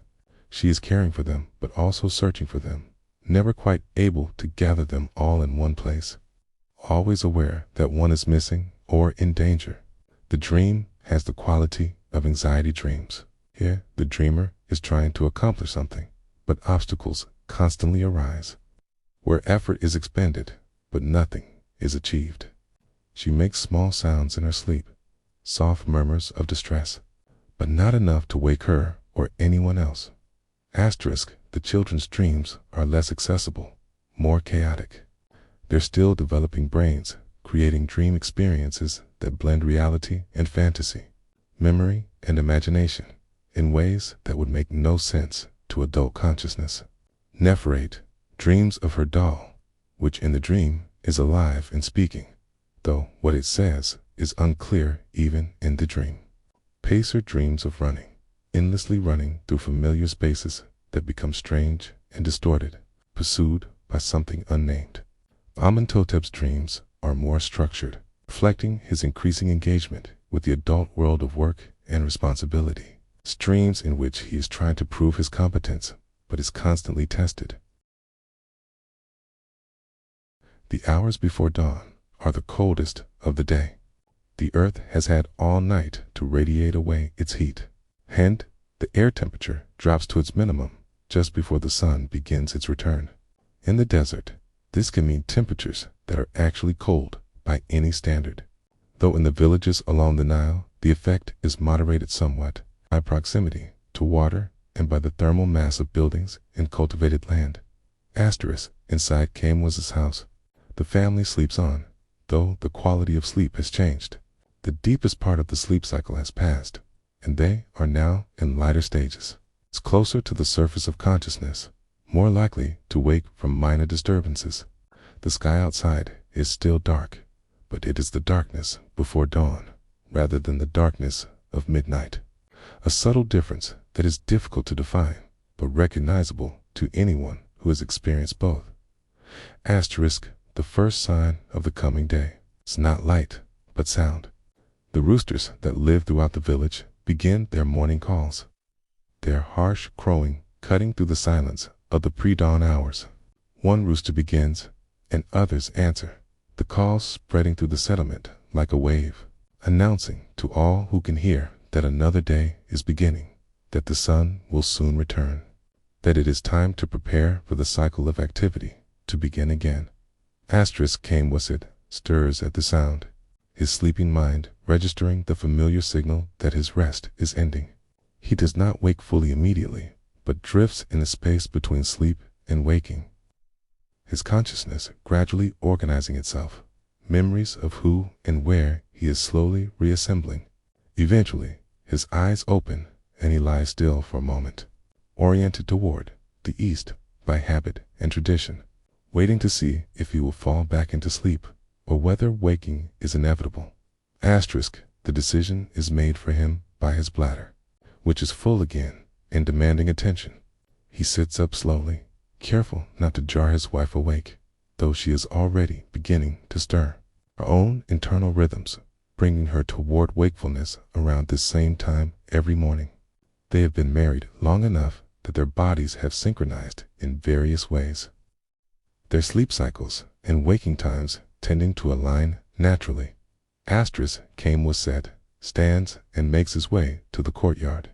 The air is cold, shockingly so after the warmth of the sleeping room, and he shivers slightly as he relieves himself. The sky is still dark overhead, but the eastern horizon shows the first faint lightning, a barely perceptible change from black to dark blue that signals the sun's approach. The stars are still brilliant, but in another hour they will begin to fade as daylight overwhelms their light. He drinks from the water jar, the water cold now from the night air, and splashes some on his face to wake himself more fully. The cold water is bracing, shocking away the last remnants of sleep, leaving him alert and present. He runs his wet hands through his hair and over his neck, the moisture evaporating quickly in the dry air. Inside, Mutimwia has also risen and is beginning her own morning routine. She checks on the children, all of whom are still sleeping, though Amenhotep is starting to show signs of waking. His breathing less regular, his body shifting position more frequently. She lets him sleep a while longer, knowing he will need to rise soon, but allowing him these final minutes of rest. She steps into the courtyard and greets her husband with a quiet word. They exchange a few comments about the coming day, about the tasks that await, about the weather, which is clear and promises to be hot again, as almost all days are during this season. She begins preparations for the morning meal, which will be simple as always. Bread left over from yesterday, some dates if they have them, water, or perhaps diluted beer for drinking. The village around them is beginning to wake as well. Doors open, releasing people into the pre-dawn coolness to perform their morning ablutions and begin the day's work. The sounds of activity increase gradually, the grinding of grain starting up in several households, the voices of people greeting neighbors, the clatter of pottery and tools being moved and prepared for use. Smoke begins to rise from cooking fires as the more industrious households get an early start on bread baking or other tasks that require sustained heat. Animals, too, are stirring. The cattle and donkeys in their pens are moving about, anticipating that they will soon be fed or released to graze. The dogs are fully active now, barking and investigating, patrolling their territories, alert to any changes or intrusions that occurred during the night. Birds begin their morning songs, the sound building from a few tentative calls to a full chorus as different species join in. Skamaset returns to the sleeping room and begins dressing for the day. He wraps his linen kilt around his waist, securing it with the practiced efficiency of someone who has done this every day for decades. He considers his feet, which are dirty from walking in the courtyard, and decides to rinse them before going to the workshop. Foot washing is a regular part of Egyptian life, feet being constantly exposed to dust and dirt from the unpaved streets and courtyards. And clean feet are a marker of basic self-respect and consideration for others. Amenhotep wakes fully and sits up, rubbing his eyes. He looks around, orienting himself to the new day, then stands and follows his father to the courtyard. The boy's morning routine is beginning to mirror his father's more closely as he grows older, a natural imitation that is part of the process of becoming a man. He relieves himself, drinks water, splashes his face, all while watching his father and unconsciously copying his movements and manner. Utemwia has found yesterday's bread and is breaking it into portions. The bread is quite stale now, hard enough that it requires some effort to break, but it is still perfectly edible. And in fact, many Egyptians prefer bread that is a day or two old because it is easier to eat with soups and stews, absorbing liquid without immediately dissolving the way fresh bread might. She also has some dates, wrinkled and sweet, preserved from the previous harvest. Dates are a valuable crop in Egypt, growing on palm trees that thrive in the heat, providing a concentrated source of sugar and calories. The family gathers for the morning meal, which is eaten quickly and without much conversation. The focus is on consuming calories to fuel the day's work, not on enjoying a leisurely social occasion. The children wake in stages, Pacer emerging, sleepy and grumpy, Nefret, quiet and clingy, both requiring some coaxing to eat. But eventually, everyone has eaten something, and the day is officially begun. The light is growing steadily now. The sun has not yet risen above the horizon, but the sky is definitely light. The stars have faded to invisibility, and the landscape is visible in the gray-blue illumination that precedes direct sunlight. This is the time that Egyptians call the first hour, the beginning of the 12-hour day that will end when the sun sets and the 12-hour night begins. The division of day and night into 12 hours each means that the length of an hour varies with the season, longer during summer days and shorter during summer nights, the reverse in winter. But the system provides a framework for organizing time and coordinating activities. Kamwasit prepares to go to the workshop. He has work to do on the chest that was commissioned, which means he will need to spend some time selecting wood and preparing materials before he can begin actual construction. Amenhotep will help, continuing his education in the craft. Pacer will spend the morning with his mother, perhaps running errands or helping with household tasks appropriate to his age and abilities. Nefret will play, pushed over by the elderly neighbor woman who provides this service. Mutemia begins the day's grain grinding, knowing that this task will take a significant portion of the morning and that the earlier she starts, the earlier she will finish. She settles in front of the grinding stone with a large bowl of emmer wheat and begins the rhythmic work, the familiar motion that her arms and shoulders know without conscious thought, the sound of stone on grain, joining the similar sounds from other households throughout the village. The sun finally breaks over the eastern horizon, and suddenly everything is transformed. The gray-blue pre-dawn light is replaced by golden sunlight that streams across the landscape, illuminating walls and rooftops, creating sharp shadows, bringing color back to a world that had been reduced to shades of gray. The warmth is immediate and welcome after the cold of the pre-dawn hours, though everyone knows that in a few hours, this welcome warmth will become oppressive heat. The day has truly begun. The cycle is starting again. Another rotation through the same basic pattern that has been repeated yesterday and the day before, in countless days stretching back into the past and forward into the future. There is comfort in this repetition, in the predictability of it, in knowing what to expect and what is expected. But there is also, for those with the awareness to notice, a certain melancholy in the endlessness of it. The sense that each day is both unique and identical, that life is simultaneously precious and routine.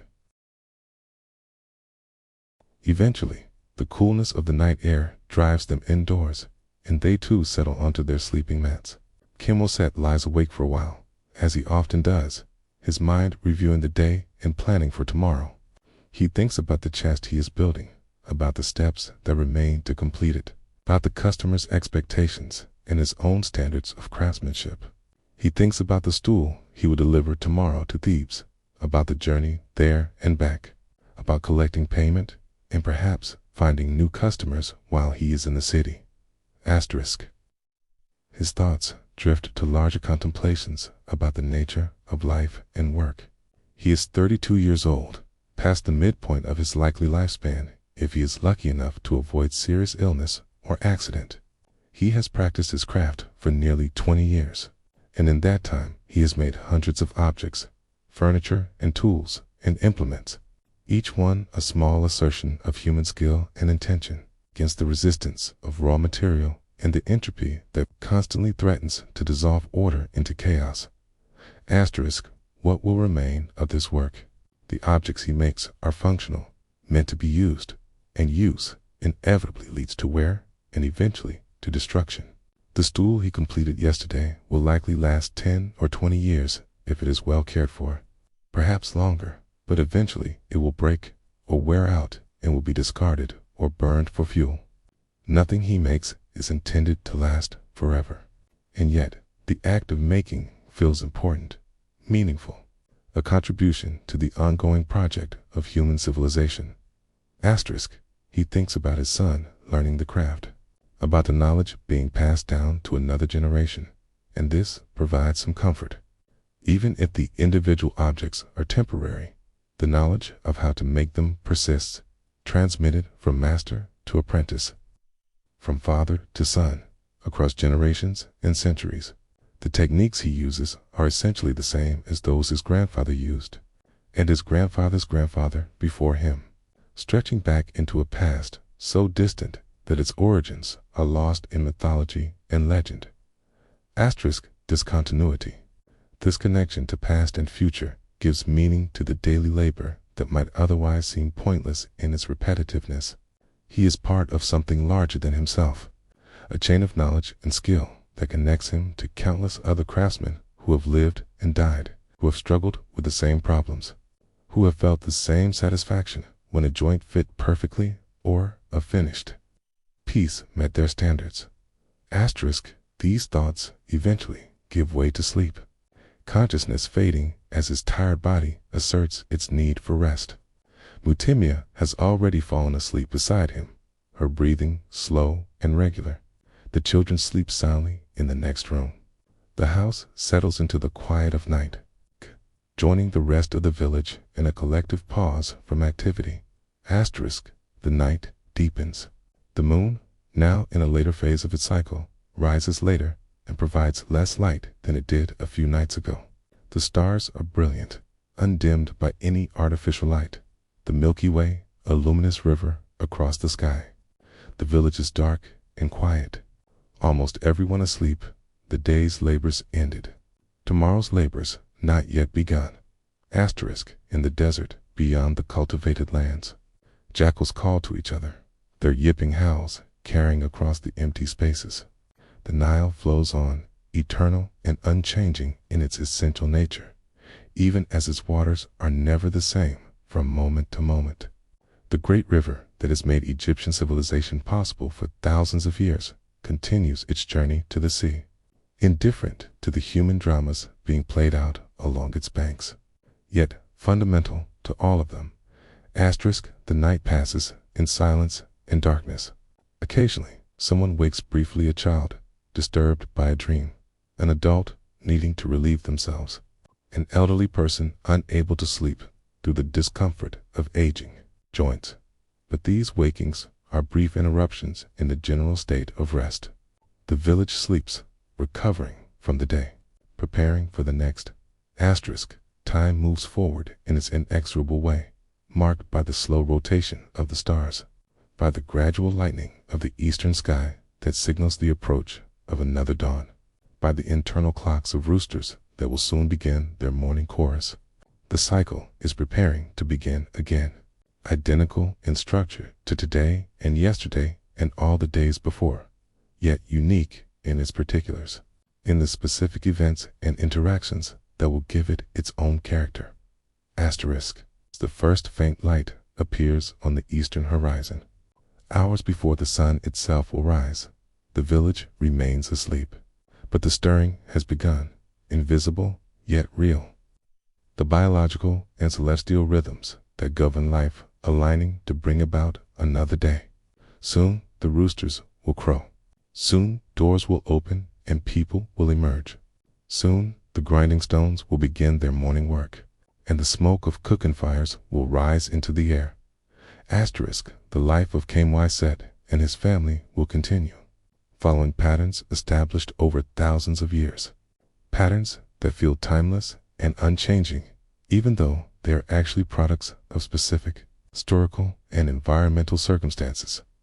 They will wake and eat and work and rest, raising their children and maintaining their household and participating in their community, living lives that are simultaneously ordinary and extraordinary, mundane and profound. They do not think of themselves as historical figures, as subjects of future study or objects of curiosity.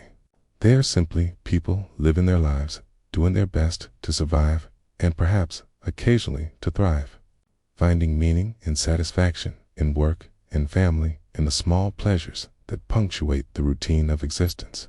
They laugh and worry and plan and dream, experiencing the full range of human emotion and consciousness within the constraints of their time and place.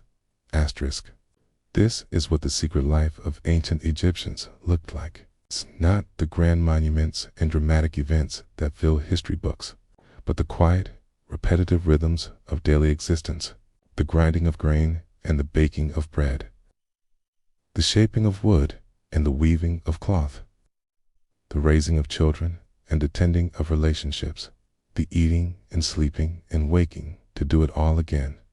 These are the activities that filled the vast majority of human hours in ancient Egypt, as they have in most times and places throughout history. The monuments remain, the tombs and temples and pyramids, because they were built to last.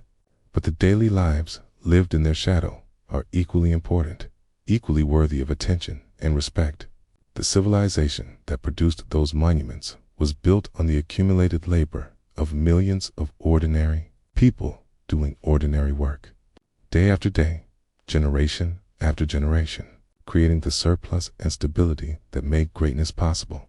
As the sky continues to lighten and the moment of sunrise approaches, the ancient Egyptian day prepares to begin again, eternal in its cycle, finite in each iteration. The great wheel of time turning forward, carrying all of humanity with it into an unknown future built on the foundations of an immeasurable past. The roosters will crow soon. The sun will rise. Life will continue, as it always has, as it always will, until the last human voice falls silent and the last human hand stops its work, and the great drama of consciousness and civilization finally ends, leaving behind only ruins and artifacts and the endless whisper of the wind across the desert sand. But that ending is unimaginably distant from this moment, from this pre-dawn darkness in a small village along the Nile in the 13th century before the Common Era. For now, there is only the approaching day, the imminent sunrise, the resumption of life's ancient patterns. For now, there is work to be done, meals to be prepared, children to be raised, and the sun to welcome back from its nightly journey through the underworld. Asterisk. The eternal cycle continues. And in its continuation, there is a kind of immortality, a permanence that transcends individual death, connecting each fleeting moment to the vast sweep of human history, making every ordinary day a thread in the magnificent tapestry of civilization.